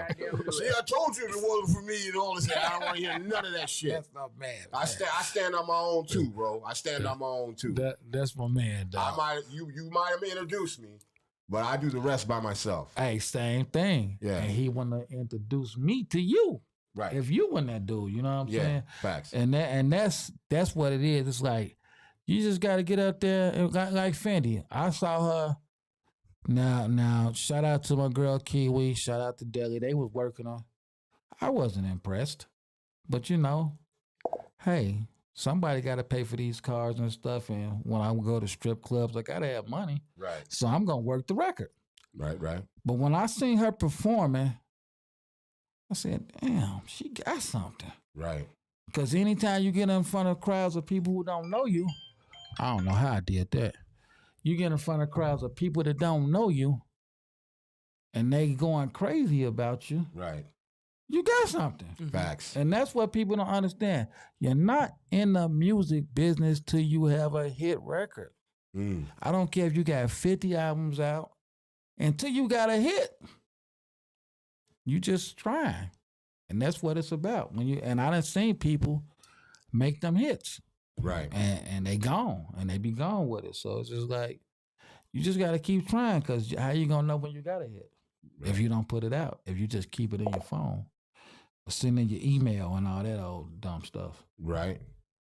I get it. I was going to say something, but you touching all points and shit right now. you hitting on all cylinders, and it's like, you know what I mean? Normally, I have to interject, say shit, but... Man, you got to drop that. I know people all the time, like I said, PPP stuff. People drop that bag, they might put $100,000 behind somebody. And they end up it just don't catch. Right. but somebody does catch. But this is a hard game. It is. The NBA, the NFL, they take hundreds of people in when they draft. The rap game let in like 2-3 people every year. Yeah. So it's like, and you can't ride down a block and it ain't a studio. I bet you could just go to any block in any city in America and say, hey, do y'all know anybody with a studio? They go, go down there. Them boys be down there. Hold on, let me call my cousin. He got 3 studios. Yeah, you know what I'm saying? You know what I'm saying? So you gotta keep on coming until you got something, man. You guys gotta keep dropping it because you just never know what these people are like. I know y'all hear everybody. Okay, I'll tell you another one. Fendi's Point Me to the Sluts. I'm just saying this because there's recent people. Mm-hmm. They ain't know that was gonna be the song. Right. So it's just like you gotta make it and put it out because you just never know which one. That's why I said I think everything I do is straight. So how am I gonna know what song to drop? Right. Like Facts. you gotta tell me, and if enough people say that, them the ones that make the cut. Right. You know what I'm saying? So that's what y'all gotta look at. Just drop the music. I say that shit. Please drop the music because this all could be over today. Today, man. You know what I'm saying? I talked to my son. Next day he was dead. You know what I'm saying? This all could be over today. Right. So what did you do all that for? Right. Mm-hmm. To do nothing? You just sit on and do nothing, you know what I'm saying? It's like what y'all doing right now, it's hard to do this. It is hard having a podcast, wondering if the engineer, wondering if the guest gonna show up, running up your light bill. Then your people get caught up. Oh, it's like I gotta go on people's stuff. We had 1,000 views. We had 50. No, stop worrying about that. Cause men lie, women lie, but numbers can be manipulated. Oh, yeah. So you sitting watching what somebody else doing, you don't know what they got going on behind their situation. You're gonna know it's real when you're in these streets. Yeah. And people was talking to you about what you do. Yeah. And I'm not just saying that because it sounds slick. I was ready to stop doing my podcast. Mm-hmm. I stopped doing it for a while. People call me, hey man, I'm like, damn, somebody really watching this shit? Yeah. So it's just like, that's really, I can't go nowhere and people don't talk to me about this podcast. Right. And I'm like, damn, this shit is really working. And that's what like I told my co-host and engineer and everybody that's on the team. Like when we started it, there was not a lot of people that even wanted to give it a shot. And I know a lot of people, they're like, man, I don't know, man. Y'all ain't got no numbers. Y'all ain't got this. Now it ain't shit. Like I can get people on this motherfucker like it ain't shit now. And I used to tell them like, just wait. They're gonna come and we'll be turning these motherfuckers down. Ooh. And I was at the Permatorium going to the documentary, Chicago hip hop documentary, and that's like the first time this shit happened. I was sitting there and just watching shit. Who made that? The documentary? They used to, I forget his name. What? I don't, not D-Rec. Was Deli Dale in it? Yeah. Okay, good documentary. I was gonna say fuck him if Deli Dale went in. Good documentary. Keep going. But yeah, so I'm sitting there like just watching, peeping everybody out and shit. And I see out the corner of my eye this white dude walking, with another dude who looked like, ended up being his son. But anyway, he walks up and I'm like watching him because he's walking direct. I can see he's coming towards me, right. Coming to me. And he just, he walks up, I turn around, I'm like, hey, what's up? And he's like, hey man, are you a heat detector? You're a heat detector, right? And I was like, yeah, what's up? He's like, man, I watch your show all the time. They flew out from Atlanta. They were from Atlanta. Right. They watched the shit in Atlanta. Right. And he was just like, man, I watch your shit all the time. Me and my son right here, man, can we take a picture with you? And I was like, oh, shit, all right. Right. You know what I'm saying? But that, when that happened, that was like a confirmation, like, yeah, we doing what we supposed to do. You know what I'm saying? And it happened to me another time too, but it's starting to happen. And it's like, and I tell everybody too, like it's content. You got to keep throwing shit at the wall until something's gonna stick. There you go. Something's bound to stick. I done had the major podcasters tell me that. Mm-hmm. So you just got to keep going. Yeah. Because you just never know which one gonna take you off. Yeah. And people gonna go back and look at everything you did, and boom, your numbers get to that stuff you want. And it's like what y'all do, man. It's like what people got to understand when you're saying donate to the Cash App, which I'm not gonna leave here without doing that. Hold on, man. I'm glad you said that because I'm over here like we've been sitting up here doing all this, man. You gotta tell them, man. Saying? Yeah, hit that goddamn Cash App. Wait a minute, where's my Cash App window at, man? Damn, I be getting into it, man, because I love doing this shit, man, and I love talking and you know what I'm saying. Well, see, when they're not doing their part, it could make you think it ain't important, but it's important because it's like, what is it sending somebody $1, $10? Like, what is that? Just do it, because what y'all doing is hip hop. It's for the culture. It's to help people. You know what I'm saying? Big it's facts. Like I love it when people like you or Jizzo reach out to me. Stop saying his name. You say it like 3 times, and he's like.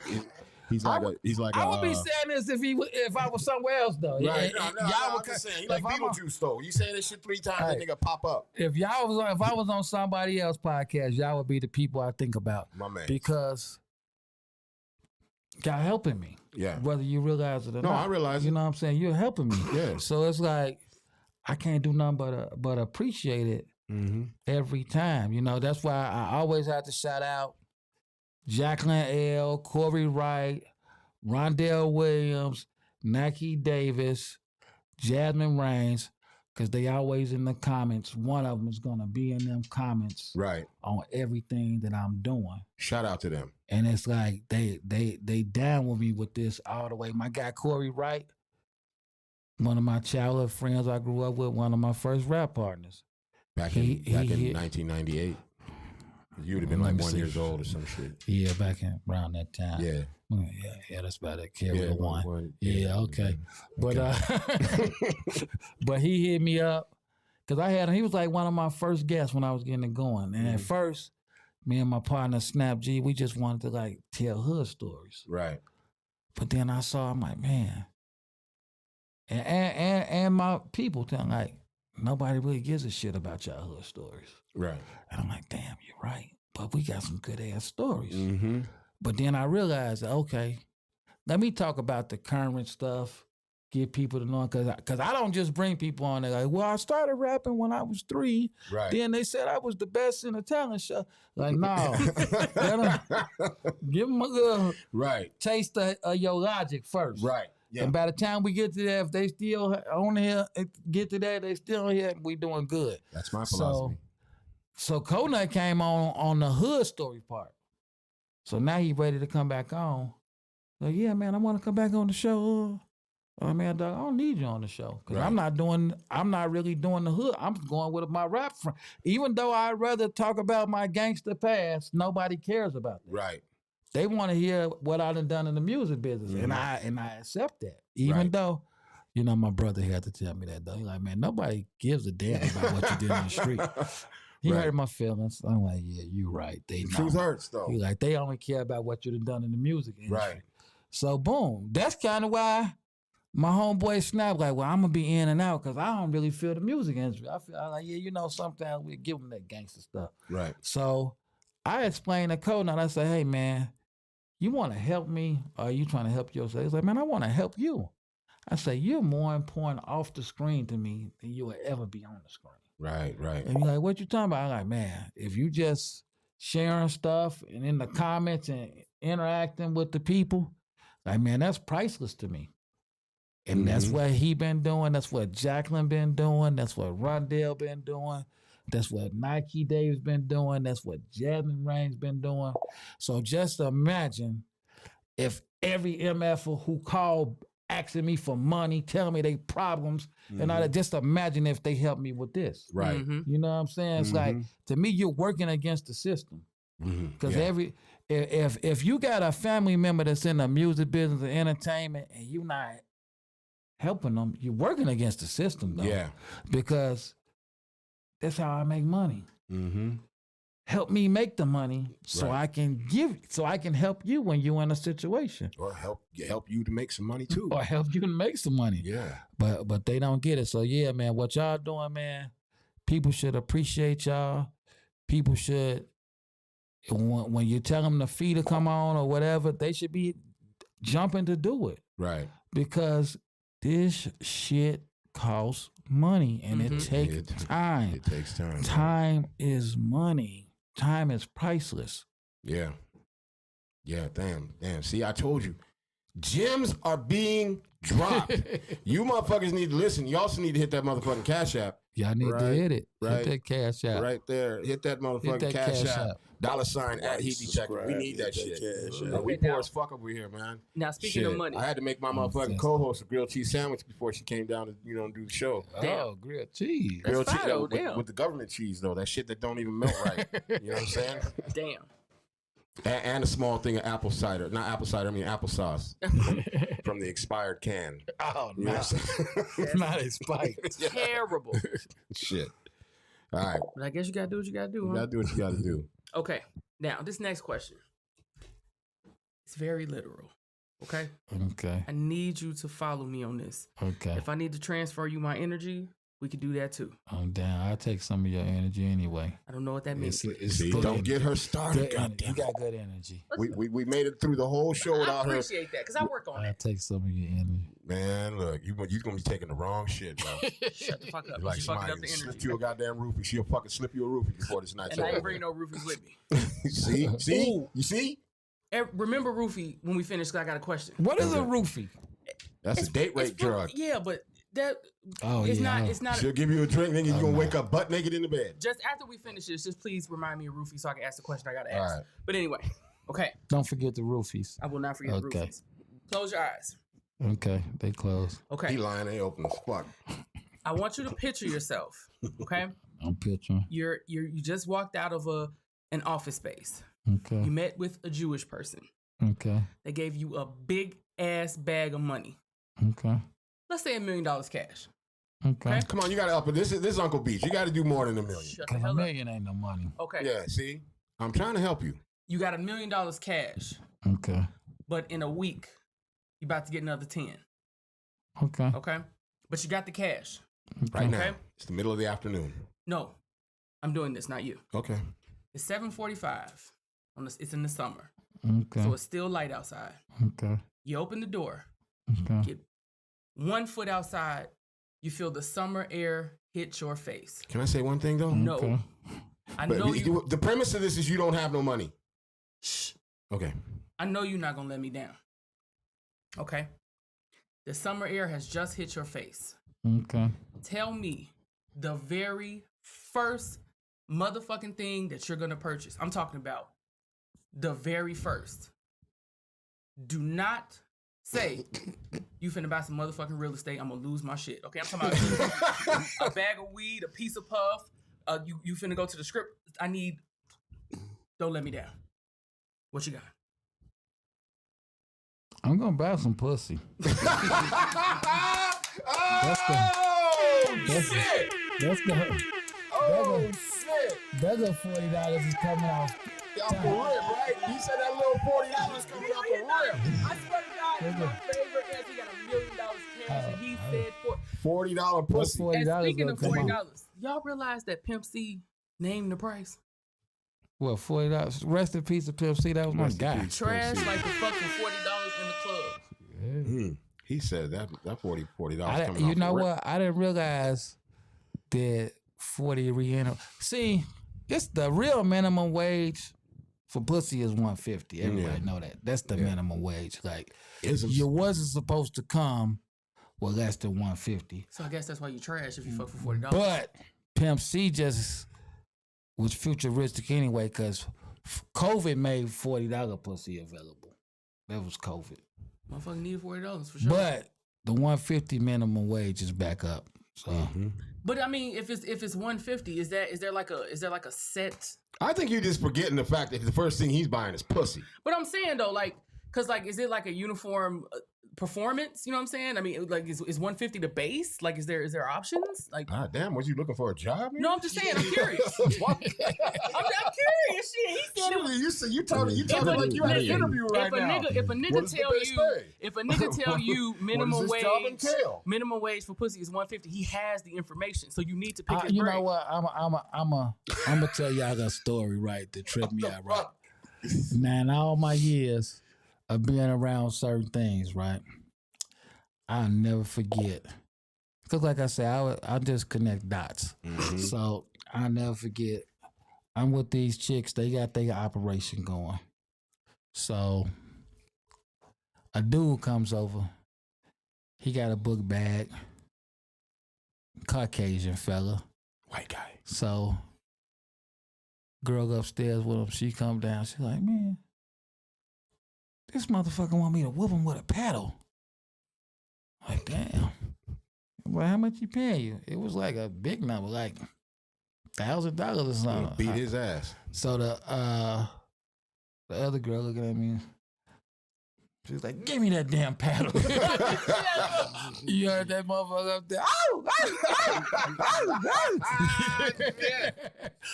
He left. But it's just so crazy because, you know, people just got their fantasies, man. And it's just, you know. You never know what you like until you find out. The price is the price. I mean, one guy, like literally, it was like I was around about 10 girls. And he told him, like, man, I want all of them. Literally, these bitches was going getting lunch and coming back. This nigga still up there fucking. That's, man. He's still up. I'm talking about hours. Superhero. Superhero. Still up there. I'm just like, damn, like, goodness. Glad this ain't my girlfriend. He'd be like, you ain't nothing. So it's just like, man, people just had their fantasies and they had their reasons, but the prices be the prices. But $150 get you something. You gotta remember, money can't buy you love, but it can get you a threesome. Mm-hmm. Yeah. And you gotta remember that. You know what I'm saying? So prices just be the prices. Prices just be the prices. So how's your interview going? I mean, shit, she over there like, so what are the hours? You know what I'm saying? I don't know. I'm talking about stuff from when I was 14. So right, just a couple years ago. I got you. Man, you know, it could have changed though. Right. All right, so let's get these motherfuckers right. Okay, we got one more.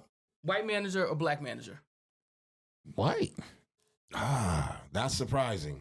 Yeah, white. If I got a business, I would love to have a white dude being the manager. Cause you motherfuckers know how to act with that white boy. When I have a show, white woman sitting at the door. My baby mama, white, sitting at the door. It don't never be no arguments, never no confusion. My mama used to sit at the door. Her and my sister ready to whoop somebody's ass every other person. You know, I didn't make this world. I just live in it, and I just try and do what work. But white, y'all know white is, if you're white, you're all right. If you're brown, stick around. If you're black, get back. And that's really how this world is, man. Y'all heard it. I didn't say it, but y'all heard it. You know what I'm saying? I plead the fifth. You know what I'm talking about? It's not the first time I heard that. Gotta do what's Ain't best first for time business. I heard it. Gotta do what's best for Listen, business. I lived in the South before, like back in the day. Like, yo, I done seen some shit. Yeah. But yeah. again, it's the team. Right. Absolutely. A white boy, Excuse white girl gotta be part of a successful team. Mm-hmm. You know, I got homies. They in with mayors and just different stuff. Police, whatever it may be. It's like you just gotta have your team together. Mm-hmm. So you joining the team? Well, first of all, We got to see your resume first. I don't know. You know what I mean? You don't know what your Hey, resume she look already like. part of the team. She interviewing me. Right. In there. Well, I don't know. I'm not talking about this job. She got this job. Now she's In talking there. about a side hustle or then some he shit. always trying to She's talking about a side hustle. pawn me over off on the there. The way motherfucker. I'm not trying to pawn you off. I'm just saying, like, you sitting over there. You over there like, so is it 9 Shit, I'm to worried about you trying to sell me out the 5? back door. Shit, on the What real. fucking benefits do I have? You know what I'm saying?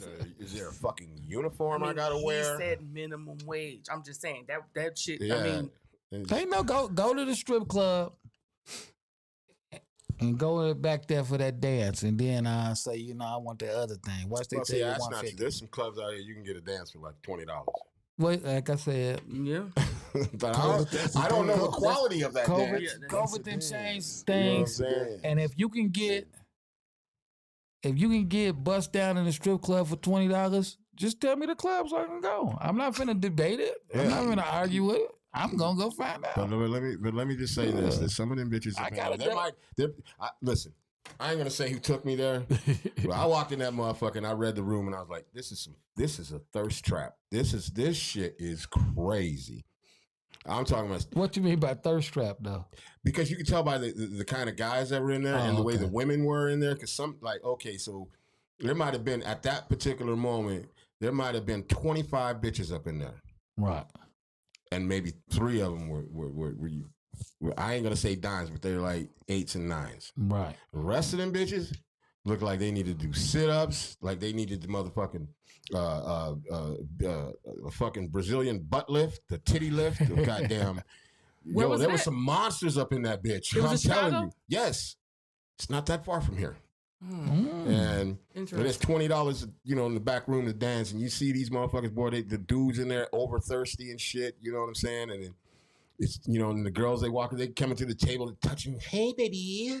How you doing, baby? I told that bitch, I said, get your fucking hands off me, man. Let me ask you something about her walking up talking to you. Let me ask you this, though. Because this has crossed my desk before, right? He said, desk, I love it. Let's go. So, would you go to a barber shop and sit in a barber chair and don't want to pay for the haircut? Who, me? I'm asking you. But, okay, no, see, no, hold on, no, hold on. We talking about 2 totally different motherfucking types of sitting down. I'm just saying. What I'm saying? We talk about this is their job. I know it's their job, but look, but also at the same motherfucking time, I'm just not that guy.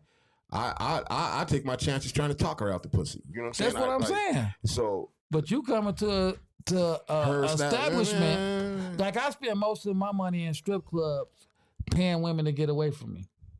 But see, I just to say, okay, let's take it. I don't want, can I enjoy my water? I tell them bitches, get their fucking hands off me. Don't touch me. You're dirty. But that's their job. To come put their dirty hands. That's their job. But then they want to sit down. But then they want to sit down and talk, though. You know what I mean? I'm like, all right, let's try. Because they want your money. No, I know this. I was going to say, did you think the bitch was like, he looks very interesting. Let me go over there. No, they do. Because the whole motherfucking time I'm looking at. Listen, I went to a strip club. No, they do. I went to a friend back in the day when I lived in Colorado. Took me to a strip club in Wyoming. It was called shit. What was it called? Something. Not the Lion's Den. It was called something Den. But the name was just already fucked up. We walked in that motherfucker. It smelled like trucker breath. It smelled like coffee. It smelled like black coffee, cigarettes, and piss. Like it was like real trucker shit. And no, it's called the Clown's Den. Yeah, the Clown's Den. Yeah, listen. When I tell you these strippers had motherfucking bruises, black eyes, bullet holes, scars, and all kind of shit. And I'm sitting in there and I'm like, no, the crazy thing is the dude who brought me there, his sister worked there. And he was there watching his sister strip. Anyways, shit was really weird. I hope he wasn't watching. No, he was watching. I was sitting there, I'm like thinking like, this nigga is really watching his sister like that. Like, what the fuck? I hope he wasn't watching. He was watching. But and I hope he's watching right now. You know what I'm saying? On some real shit. Because fuck that. We need to interview him. He a weird motherfucker, man. He a weird motherfucker. You can come on Hood Hierarchy if they won't bring him here, man. He was a rapper. I don't know if he still raps, but he was a rapper. He was a rapper? Yeah. That's how I met him. Because I just moved to Colorado. Quick story. Moved to Colorado, and I was trying to find a fucking radio station to listen to. And it was a college radio station at Colorado State University. I fucking find that, and they got motherfuckers freestyling on there. And one of the guys, the guy that I'm talking about, he fucking did like damn near an entire fucking DMX verse. Oh, okay. And I called in and me like, who in the fuck are these clowns you got? You know, I called up, they answered the phone. Who the fuck are these clowns you got on this fucking show? Blase, blah. They ended up giving me the address. Well, if you're so good, why don't you come up here? I was like, say less, nigga. And so I went in there, met everybody, freestyle, did a bunch of shit, ended up making friends. And shout out to Damien. DJ Mr. Groove, who he runs a lot of shit in Denver. Yeah, shout out to him. He was the radio director at the time. But yeah, his name wasn't Schizo. It was like something like that. Spontaneous. That was his name. That was well, there you go. That was his rap name. Spontaneous. Yeah. That makes sense. If you out there spontaneous and you watching this shit, Hood Hierarchy wants you on the show. So and I need to know, I'm going to watch that show too, because I need to know why in the fuck was you staring at your sister like that, bro? Yeah, spontaneous. I need to know. That makes sense. Yeah. So yeah, back to the Clowns Den. So I'm sitting there, this dude watching his sister. She get off the stage. And they, all right, guys, coming to the stage is Candy. Pull your wallets out for Candy. Hey, he look like he'd have done this before. You might. Hey, come on now, man. I you know get your job at the hey, next look, show. I didn't listen. I might have done a few things in my life. Anyways, this bitch gets on stage, man, and she was really, really trying me. You know what I'm saying? She putting that shit all on my phone. I'm like, get that shit the fuck up out of here. I started talking about this bitch. I'm like, really? You really up here like this? You really? Look at you. Look at you. She started crying and ran off the stage, covering up. I made her. No, it's true. True story. I made her run. I made her cry and made her run off the stage. She went about that life. She shouldn't have been in there. She shouldn't have been in there. Thin skin asshole. Thin skin asshole. You gotta have thick skin to be up there butt ass naked, especially with all them scars and bullet wounds and black eye and all that shit. You got a lot of nerve. She might have been pregnant too. I don't know. Oh, damn. Yeah. So what do we got with the questions? We done with the questions? No, we done. It's on. Yeah, you I was gonna do the whole thing that we do at the end, but I can't do that with him because shit, he ain't that. No. What's that thing? No, man, it's not, no. I don't think it'll work. Oh, okay. I just don't. It's just not that. You're not like a rapper like that, or you've been in the business and you know how. So I already know how this answer is gonna be, and I just can't. I won't do it. But instead of that, you know what I'm saying? Talk to us about hood hierarchy, because we didn't even get to touch on that, and I want you to talk about hood hierarchy because that's some cold ass shit. I watched it a few times, and that's some cold ass show. Man, it's real simple. It's the Hood Hierarchy Mobcast. If you don't like or hit subscribe, we gonna kick your ass. Oh, shit, I need to start saying shit like that. Why don't you start threatening cut motherfuckers like you threaten me and drown motherfuckers if they don't fucking like and subscribe? Why the fuck you not doing that? That's a good thing, man. I do that from time to time. I ain't never heard you threaten a motherfucker if they don't fucking subscribe, but you sit over here and threaten me all goddamn night long. I'm gonna threaten your ass again if you don't shut the fuck up and let him finish. It's a podcast. Damn it, we was doing good for about a whole hour. Oh, okay. My bad. But now, hood hierarchy, you don't have to be a rapper. You just gotta have something interesting to talk about. As long as you're trying to do something positive, I want to talk to you and get your perspective on stuff. So it's like, I don't always need a famous person. I don't always need somebody that's in the music but I just need a person that's from the hood. So they can you don't have to still live in the hood. I just want your perspective on stuff. What about a pimp? I done had pimps on there. That's what I'm talking about. You know. Why you look at me like that? God damn, I can't. Well, I swear to God, hey, listen, I'm taking applications. It don't matter. She got a new job anyways, so I'm taking applications. She about to. Are you starting tonight? You starting tonight? Working the third shift? God damn. This dude you can never replace me. Not never. She got a new job. God damn it. But what I do try and do, I try and I got a lot of friends that stars. Some of them just celebrities. And I try and have the celebrities with my up-and-coming stars and mix them in. So, like you said, I done had Project Pat pop in, Benzino, then I'll throw somebody that's on the come up like, UNRAP. UNRAP on the come up. Yeah. Big facts. Goskiano, he on the come up. Twisty Two Sweets on the come up.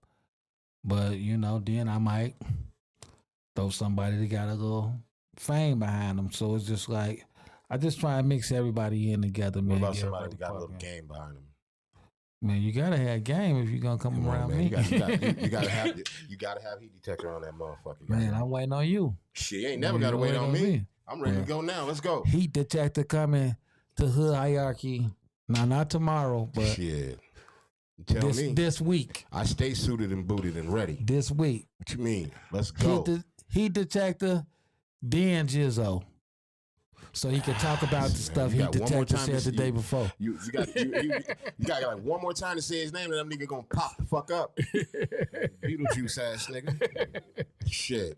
No, but how did I think you touched on it earlier, on some serious shit, but you touched on it earlier how hood hierarchy came about, right? Is that if I'm correct in that? Yeah, I did. Was it called hood hierarchy at the time? Yeah, we came with hood hierarchy from the beginning. Like I say, me and my guy Snap got together. He like, man, you really need to get into the podcast thing. Mm-hmm. And I said, I'm only gonna do it if you get into it with me. Cause I'm like, everybody keep asking me about it. It's like, so if you jump in, we gonna do it. So he was like, let's do it. And that's how we came up. Now the way the hierarchy came, I just remember back in the day when a lot of my homies got indicted by the feds, and they were saying the gang's hierarchy. I'm like, what is hierarchy? So I looked it up in the dictionary. This was before Google, y'all. Even though I'm 25, and I'm like, oh, okay. Well, you're 25, so that is you looking in dictionaries because Google ain't 25. Yeah, so I looked in the dictionary, and I don't know. I just put the hood and the hierarchy together, and we ran with that. It's a dope ass name. Mm-hmm. It is a really dope ass name. Damn near as good as UNRAP, but it's good. I like it. We tried, man. When we did it, we gotta. We don't want to go get like past you. UNRAP. We just gotta get something. No, we trying to get like you. We ain't trying. We getting like you. You know what I'm saying? We ain't copycatting, but we getting like. Oh no, man! You got a whole hood hierarchy is dope, but I'm trying to get like you because you got a whole TV station going. Oh man, if I had the staff that you had, man, I would try that. But you got a whole TV station going, and like, man, I know it's work because it's a lot of work for me to do one show. Right. You know, especially when, like I say, you got these people who don't show up and just different stuff, and you just be said to do that. You gotta know her, but I keep feelings now. Mm-hmm. I keep feelings like people I mess with. See, that's why to me it's dope since mine is virtual. Mm-hmm. To know people like you that do shows and different stuff. We started virtual. Mm-hmm. I call you at any time though. Like, hey man, I just need you to come on and just fill in. You know, it's like, so it's almost like people like you become a regular guest anyway. Right. So you know that's the one thing I like about virtual. Mm-hmm. Well, we started off virtual, but I always knew because I God damn, I got to give her a compliment. We have really good chemistry. You know what I'm saying? And shout out to my co-host. She is the coldest. You know what I'm saying? And I always knew that once we had people sitting in, that it would just be it would be a dope ass show. I just knew it from the gate. You know what I'm saying? But we're not opposed to doing any remote shows, but we would prefer to have people in studio. But we're not opposed. We started doing this shit with remote shows. Shit, you know on Instagram, goddamn. On Instagram and Facebook early on before we were doing YouTube and all this other shit. You know what I'm saying? But let's get back to hood hierarchy. Besides being a dope ass name, I've seen the show. It's a dope ass show. You had another show. Is it under hood hierarchy or is it hood hierarchy? Yeah, the one where you do the judge type, like the judge jury type shit. Now that one, is that some cold ass shit? That was hood hierarchy court. That's some cold shit. And I seen two of my homies on Facebook going back and forth, Glaze Conway and Superhood. Shout out Glaze. And I just said, hey, now these are my brothers, man. Mm-hmm. Like they know each other because of me, and I've been around them since we was younger guys. Right. So when they was arguing, they knew I was gonna call them. Mm-hmm. But I just like, nah, you know what? Since y'all wanna, we gonna take it to hood hierarchy court. I'm gonna start this now. We did it the same day, and you know, they argue. I wanted them to get a resolution. They end up fighting later that night. But I want them to be able to go back and see how stupid they look. Right. Just like the person who I was talking about that called and cursing me out about them not signing the contract, and I'm trying to send you $10,000. Right. I want you to go back and see, I wish you could go back and see how stupid you look when you sober up or whatever it is. You know what I'm saying? So that's why I think it's just important for somebody to step in sometime and say, like, man, what are y'all doing? I actually watched that show, and I was watching it live, and I was captivated. You know what I'm saying? That's one of them shows. You got a whole thing going on. You know, you can, and I'm going to tell you, you know, as a counterpart and a person who's doing, you know, we're doing the same thing. Right. You know what I mean? and you got a hell of a show, and you're a hell of a host yourself. You know, I'm gonna give you your flowers right now and let you know. You know, I'm like that guy. Well, why I ain't getting no clap? Why the clap noise didn't go off for me? That's all. You see? You know, Okay. I Engineer, we gonna have to. I don't know. He might get suspended from work for about 3 days or some shit. You know what I mean? Hey, players fuck up. He said players fuck up. Oops. Shit. But yeah, man, and just like you said about, you know, that one guy being in the studio and you be needing to hear that. I ain't saying you need to hear it, but you got some dope ass shit. Oh, you said you know the guy that he just listened and he said, yeah, that's a hit.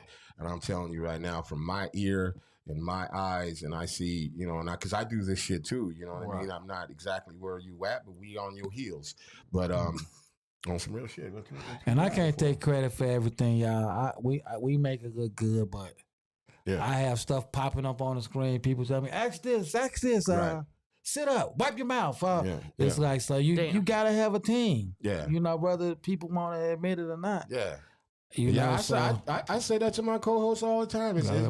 I make this shit look good. You know, man. I feel you on that. It looked good, but you know, teamwork make the dream work. Does that help? Did that help? Teamwork make the dream work? Yeah, sure. Okay. I'll take it. All right. God damn. Hood Hierarchy in the building.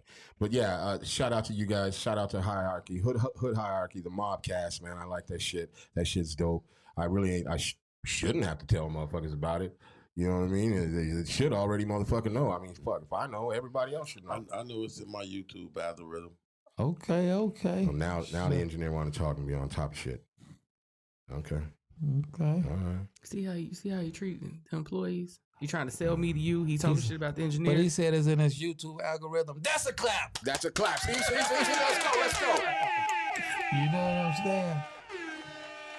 And some horns. You know what? I gotta get me somebody to do my horns and clapping. Cause I do it myself. I'll be out late. Yeah, see? We on top of that shit, man. I just told you, we on your heels. My daddy said, why the clapping just stop like that? I'm like, I didn't know nobody cared. I'm like, all right, I'm gonna let the clapping go all the way. Like, where do you see Hood Hierarchy, the Mobcast, and Hood Hierarchy Corp in 2 years? Oh, just bigger and better. It's gonna be around forever because I create stuff. Like I had my guy Conut, who I was talking about earlier. I had him host the episode Wednesday because I wanted to see how he was gonna do. Mm-hmm. And like I made this so I could pass it to the team, right, and go start the next thing. Like that's really how I do. You know, like I said, I think that's where the uncle name came from. Right, because I just help people start stuff, then I go to the next thing so I can pass that to somebody else. Right. If you can give your younger self any advice, what would it be? And that would be your younger self from like 10 years ago, 15 years ago, maybe. Because that would make you 10 years old. But you was a cold motherfucker at like 10, so. Right. Yeah, so what would you tell that little nigga? What would you tell that little nigga at the goddamn Eazy-E concert, at the NWA concert that's all dressed up? No, I can't tell him shit. That one ain't gonna listen to nothing. He ain't gonna listen to nothing? What about the 19-year-old you? The 19-year-old me? What would you tell him? I would tell him, you're in the right direction, my nigga. Damn. Even with all the stumblings and the fallings and the What's stumblings and fallings? I don't know, man. I'm just saying everybody stumbles. Oh shit. Okay. I ain't gonna lie. Like, you know, most rappers talk about how they dad went around, mom on crack, they had to get it out the mud. I wasn't poor, man. You know, we lived in Inglewood, 56 in Winchester, but you know, my brothers and my mom and my dad, man, they just found a way. So it's like, I never struggled, but I always hustled. You know, my dad always had a business. He worked a job, but we still went to the flea market and stole stuff. Mm-hmm. He had a tavern from the time I was like probably 9 to 13. So I grew up in a tavern. See, look, he a classy ass nigga because he didn't say bar. He said tavern. Yeah, that's some Chicago shit. This was the tavern. So I used to sell beer and sell cigarettes. And so it's just like, Shout out to the younger youth selling beer and cigarettes. Yeah, sell beer, sell cigarettes. Hooking up cables, selling cable boxes. Oh, You damn. know? Wait a minute. Cable boxes. What's a cable box? Boxes first came out. Yeah, you know, I What's know a how to cable? put What? the chip in it so you can get the Oh, pay wait per a view. minute. Oh, What do you? yeah, What do yeah, you? yeah. What's a cable box? A cable box. I You don't needed know. that to I'm have. 30, man. I don't know You what a needed cable that box to have is. cable. Them ain't too First of long all, ago. what's cable? I know Wi-Fi. You know what I'm saying? Wi-Fi. Comcast. Let me tell y'all something too. All you people that think you a hustler, because the hustler word get thrown around the wrong way. Mm-hmm. People think hustler is drug dealer. Talk to Hustler 'em. is somebody shaking. I saw dudes get rich selling drugs, Mm-hmm. but once the drugs was gone, they was working at McDonald's Right. because they weren't hustlers. Like me, only time I ever really took a real hiatus from the movie business is when I was bootlegging movies. Nothing made any more sense. I created a dynasty. Right. It's like I had 30, 40 dudes come out of town to sell movies. It's like that's the most money I'd ever made off of that. With no drug, with no nothing better than that. Mm-hmm. Until, the feds come by. But they really didn't care. But I just said, hey, I got to get back into what God put me on the earth to do, which was the entertainment business. So like once Pimp C passed away, I said, man, I'm finna get back in the game, and I just got back harder than ever with the business side of things. You know what I'm saying? That's what's up. And like I said, man, I knew you was gonna drop gems tonight. You know what I'm saying, tonight. And shit's mad crazy. And even you saying people throwing the word hustler around, the wrong way, because I tell motherfuckers all the time, and I'll fucking, like, I'm a MacGyver with shit, nigga. I'll find a way if I gotta make a way. You know what I'm saying? Yeah. And I'll find a way. I ain't, if like robbing and shit, that's the last resort. But I will hit a nigga over the head and take his shit. Don't get it twisted. Last resort. But that's the last resort. I had my daddy gonna tell me, I ain't no hustler. Like, are you nuts? My daddy is 74, caked up good, and go to work still. Mm. He retired. That's a He get money. blessing. He don't never have to go to work. He go to work. I say, why? He said, because all the other, this money pay my bills, the other money I can blow it on whatever I want to. He can say I can buy whatever I want. And I'm not gonna just sit in the house. I'm gonna go make me some money every time. And it's like, but that's what he always taught me. Really, I'm gonna tell him something because I know he gonna watch this. I remember now, I'm fighting this Fed case. And I'm like, it's taking a lot of money. I'm on the floor. I'm not poor, but I can't keep up the image of the lifestyle that I once lived. So I'm sitting here having a talk with my daddy. I'm like, why did you close the tavern? And he say, because I wasn't making money. And I say, but I know it was people. I know Dennis and Dinky and them had all type of money. Mm-hmm. Why you just didn't take their money and keep it going? He say, man, most people that came at me, they weren't good businessmen. And I say, how they weren't good businessmen? He say, because they saw the crowd and they was ready to invest their money. But just because people in here and it look like I'm making money don't mean I'm making money. Right. You got to look at the books and see if I'm making money. And they never wanted to look at the books. So then when we don't make no money, now we're going to have a problem because they're going to be saying it was packed. So I say, so are you telling me just because they thought you was making money, they wanted to spend money with you? He's like, yeah. I said, I need to look like I'm making some money out here. I say it all the time. After that, I'm hopping in anybody's car, anybody clothes, anybody jewelry. I didn't care what it was. Boom, now the money coming in. And one time, my big brother Terrell said, man, fake it till you make it. I'm like, I done made it. So it's like, and that's something that everybody got to understand. People like a winner. Right. Nobody wants us to. So if you come out looking like you just left your telemarketing job or your handyman job, talking about you a rapper, you might not be as successful. I don't care what you got on. Like I was posting stuff on Facebook when I was in South by Southwest. I say, straight from City Trends. I said, I get more compliments off the stuff from City Trends than I do in the Gucci and stuff that I got from the flea market. Right. And that's what it's about. Long as it's clean and new, people gonna rock with you. Right. People be thinking you.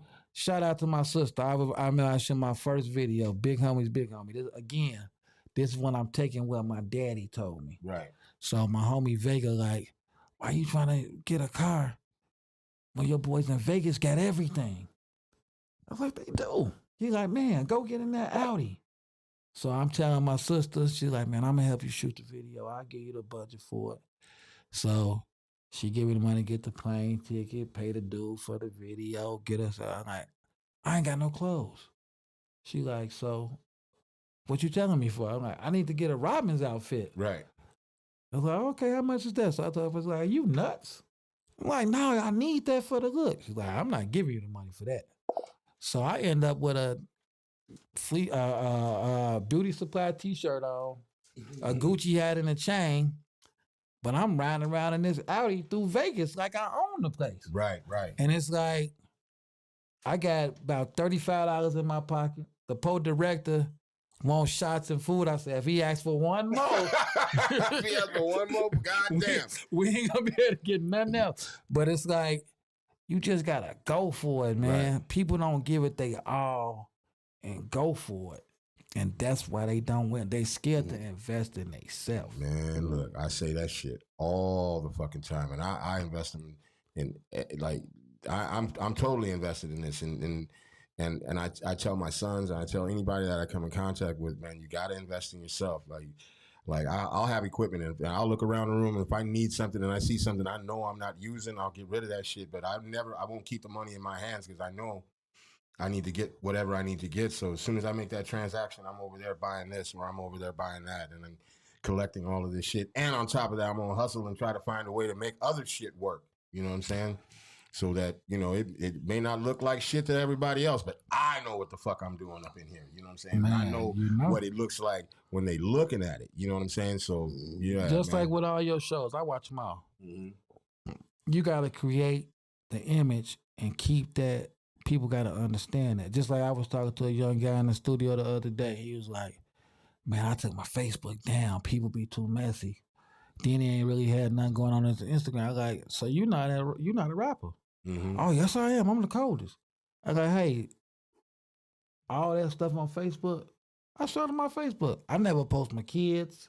I never post my personal business because I'm only here to make some money. And that shit ain't real. So I'm only here to make some money, though. So all you're going to see is stuff related to the music industry. Right. And it's like people got to understand once you put that, you got to, like I was saying about your shows, once you set the image, you got to keep that image up. Yeah. Just like when I pulled up, you're like, oh, you low key. Yeah. But it's other times I wouldn't be caught if I'm not in a certain car. Right. Because I done put that image out there. Right. I will go home. I got cars that I don't even drive. Just for when I go out to events. Right. That's it. That's all. So like people like to buy come on here flexing, goddammit. No, I'm saying I'm trying to get him from I feel like you just flexed on me in my little show. I didn't say the names. Our show. My bad. People go buy these used cars, right? Mm-hmm. And they like say they go spend all their money on a used Benz, BMW. Then let's break it down. It costs $3 million to fix it. $3 million. Because what they have to understand, these ain't everyday cars. Yes. So when the person that buys this car new, they not driving it every day. Mm-hmm. They pulling it out on Sunday or whatever. Mm-hmm. And when it's first time it give them a problem, they get rid of it. Mm. And that's what people got to understand. So if you get this car, just pull it out when it's time to pull up. Right. It ain't the everyday car. Right. And you'll survive longer. Thank me later. Get you your soccer mom to ride around in. Right. But when it's time to pull up and show out, that's when you pull out your Beamer. That's when you pull out that Benz. Mm-hmm. That's when you pull out that It both of is. them Maseratis. Yeah, he said both of them. You know, He now didn't say that's both of flexing. them. He said both of them. You didn't think I caught that shit. Everybody else might not have caught that, but I caught that shit. He Both said, of them the same most color. motherfuckers, and he said both the same color. You see? That's where you flex it. Yeah, But, I used to like back in the day. I bought my wife a burgundy Lexus, and I had a burgundy 740 BMW. Okay. We used to switch them bitches out every once in a while. Hey, you supposed to. Yeah, but like I tell motherfuckers, like if you legitimately can't afford that motherfucker, like I tell them if it breaks down and you can't fix it, that's not the car for you. That's not the car. Yeah, because some people don't know how to act. They, if you've never had a BMW, and shout out to everybody that wants to get one or whatever, but if you ain't really ever had no shit like that, your best bet is to go to the Ford factory or Ford wherever, or Chevy or whatever. If you ain't really fucked with foreigns like that, do yourself a favor, especially if you can't afford it, because you will be getting rid of that motherfucker. I promise you that. The first Mercedes I ever had was a 190E, and Whoa. yeah. Whoa. Wait a minute, did I just say my age? Whoa. That motherfucker was new too. That motherfucker was brand new. But and I could afford to buy it. Right. I couldn't afford to fix that motherfucker. Boy, I blew the head gaskets out in that motherfucker, racing that bitch. And when they told me how much it was cost to get the head gaskets fixed, I was like, shit. And was it your everyday joint too? Oh yeah, I was everywhere with that bitch. Right. And I was like, shit. I was like, man, you know what I'm saying? I'm trying to think of all kind of shit to try to fix that motherfucker. But at the time, you know, I bought the car, but I couldn't afford it. You know, just because you can afford to buy it doesn't mean you can afford it. You know what I'm saying? That's a whole nother show if we talk about people doing that. That's a whole nother show. I've been down that road before. Many fucking times. You know what I'm saying? So, yeah, shout out to that. But the two Maseratis, the same color and shit, kind of fucked me up because he was like, if you got the Benz, pull it out. If you got the Mercedes, pull it out. If you got the two Maserati, wait a minute, what the fuck? Go. Fuck, he talking about his goddamn self. The fuck? And the same Okay. color. He talking about himself. I'm over here like, yeah, yo, he's dropping gems. Now this nigga flexing. The fuck? You should see my neighbors. They be like, what the hell is going on? And if he put that Like, goddamn which one watch is in my that? face one more time, I'm gonna rob his ass. No, that's beauty supply. Oh, That's okay. beauty. No, Let me tell y'all I ain't something believing about. you. I ain't believing Let me tell y'all something about clothing and jewelry. I'm just learning this for clothing. Like, shout out to my guy, J Rock, connoisseur of finer things.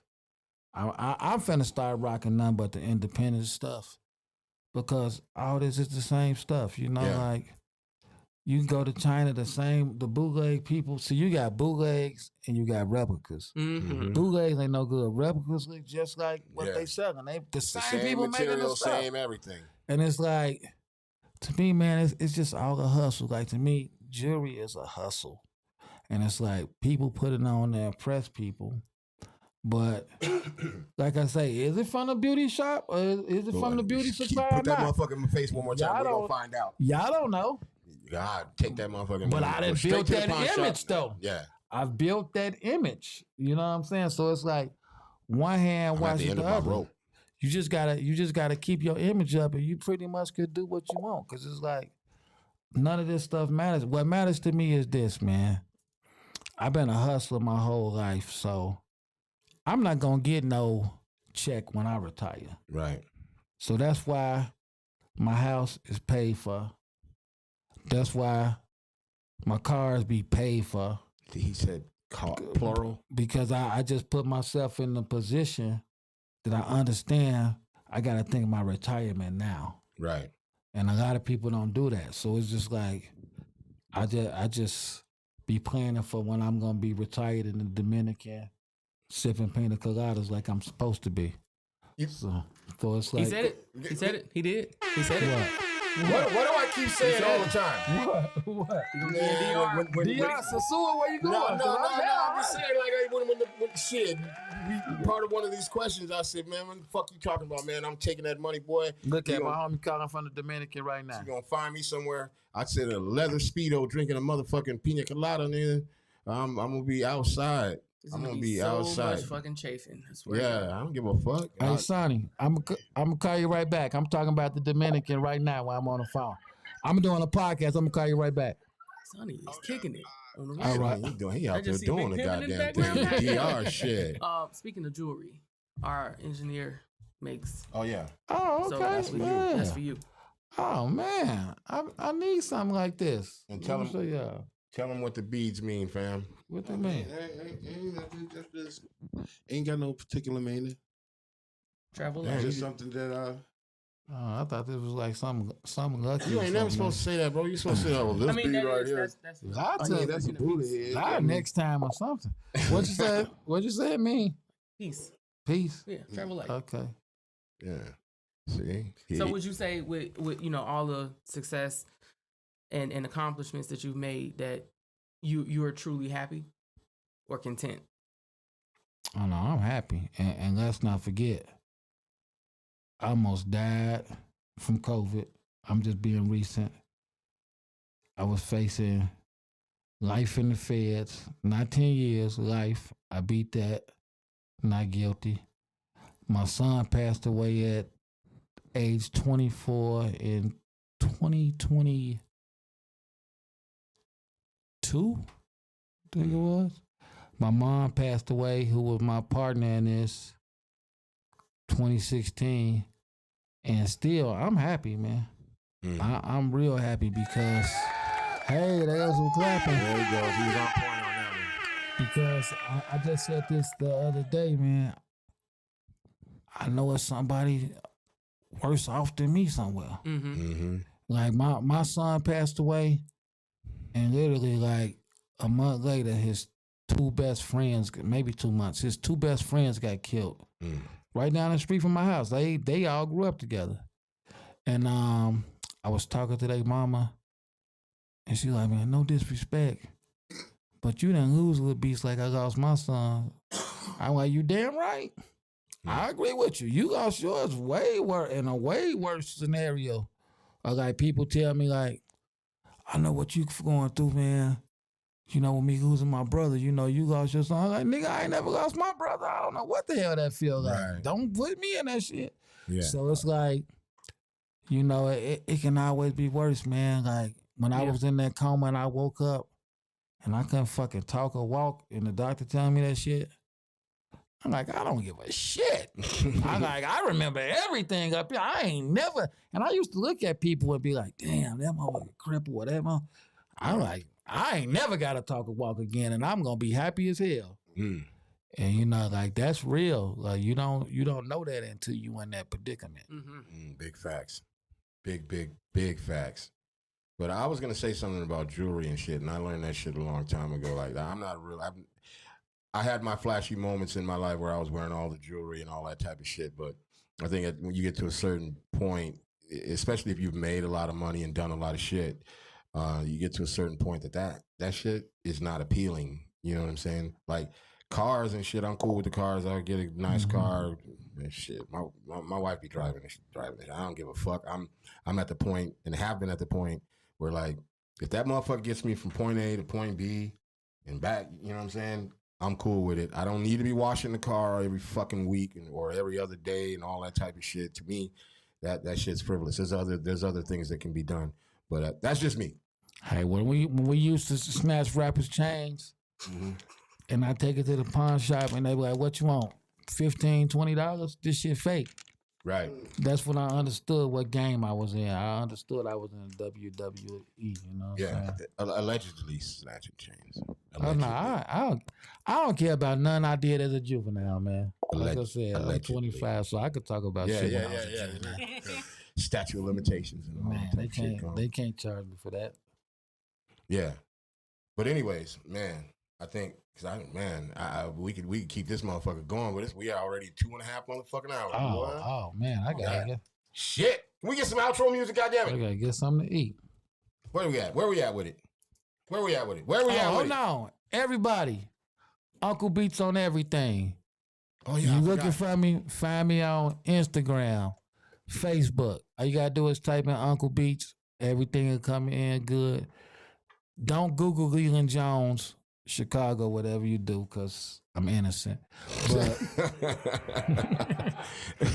But you can find me on Facebook under Leland Jones too. Hood Hierarchy. Y'all check us out. Shouts out to y'all. Everybody hit them cash apps, man. Yeah, hit that goddamn cash app. You see it? God damn it. Greatly appreciated. There we go. Hit that cash app. You see it right there. Oh, one more important thing. If you rock with me, leave a comment after this live chat is over. People don't understand how important that is. Leave a comment. So if you're not watching this live, leave a comment. If you're watching it live right now, when it stops, just stay. Leave a comment. Leave a 100 or something. Yeah, facts, man. And Shout out to that. if you watch a podcast that's over 2 hours long and you don't subscribe to the channel, you're an asshole, like I said before. So get your shit together, please. Threaten a motherfucker at least. Don't call them names. You've been threatening me all motherfucking night. Threaten these motherfuckers. You're special. You get special treatment. I don't feel this shit. I don't know what the fuck is going on, man. This shit don't sound right. Let me get some outro music. Hey. Yo. Holy shit. I'm gonna say this shit right now, man. If y'all didn't understand what the fuck is going on, y'all niggas need to go ahead and re-watch this shit. When I tell you gems have been dropped, when I tell you information has been put out there, fuck Google, fuck all that. Watch this show and listen to what this motherfucking man said. This is gems. This is knowledge. You know what I'm saying? Boy, I swear to God, man, I'm gonna watch this shit tonight, and I swear to God, I'm gonna wake up tomorrow morning and go sell some potatoes or something. I'm gonna do something. I'm gonna get my hustle on, goddammit. This is all inspiring. You know what I'm talking about?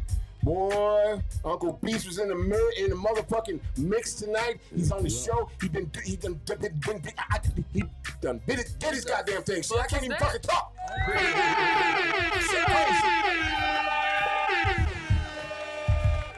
You heard what he said. You heard what he said. At Uncle Beats everywhere. Go find that shit. Go hit that shit. Go like that shit. Go subscribe to that shit. Hit his Cash App too, goddammit. And by the way, hit this motherfucking Cash App too. We in the motherfucking building, boy. I swear to God, I'm telling y'all, I'm gonna watch this shit tonight. I'm gonna fuck around and sell some dope, some potatoes, make some French fries. I'm gonna do something. I'm hustling, goddammit. I'm hustling, boy. I'm hustling. Shit, man. Swear to God, I'm gonna find. I didn't know the minimum wage fucking went up for fucking hoes, nigga. I'm gonna go find me some motherfucking hoes too. Shit, split that money, bitch. Let's make it happen. Look, man. This shit has been a hell of a motherfucking show, boy. Hey, don't split money with hoes. Man, come on now. You know what I'm talking about, man. No, you know what I'm talking about, man. Shit, I'm trying to get into some clothes. Listen, I gotta get them to the goddamn stable first. Shit. I'll tell a bitch any goddamn thing. I walk on water, ho. Anyways, look. This been UNRAP, baby. We the coldest, boy. I'm telling you right now, hit that Cash App, man. We can't keep bringing y'all this shit for free, goddammit. This game is to be sold, not told, goddammit. Let's go, baby. It's UNRAP, baby. Shit, we in this motherfucker, boy. But guess what? Chicago, if you just tuned in, boy, you missed some motherfucking shit. You need to watch this shit again, goddammit. Yeah. We'll be back at it like crack addicts every motherfucking Friday at 8:30. You know what I'm saying? Come holler at us, boy. Don't forget to like and subscribe. Yeah, that part. Chicago put them guns down. Yeah. He just got political. All right.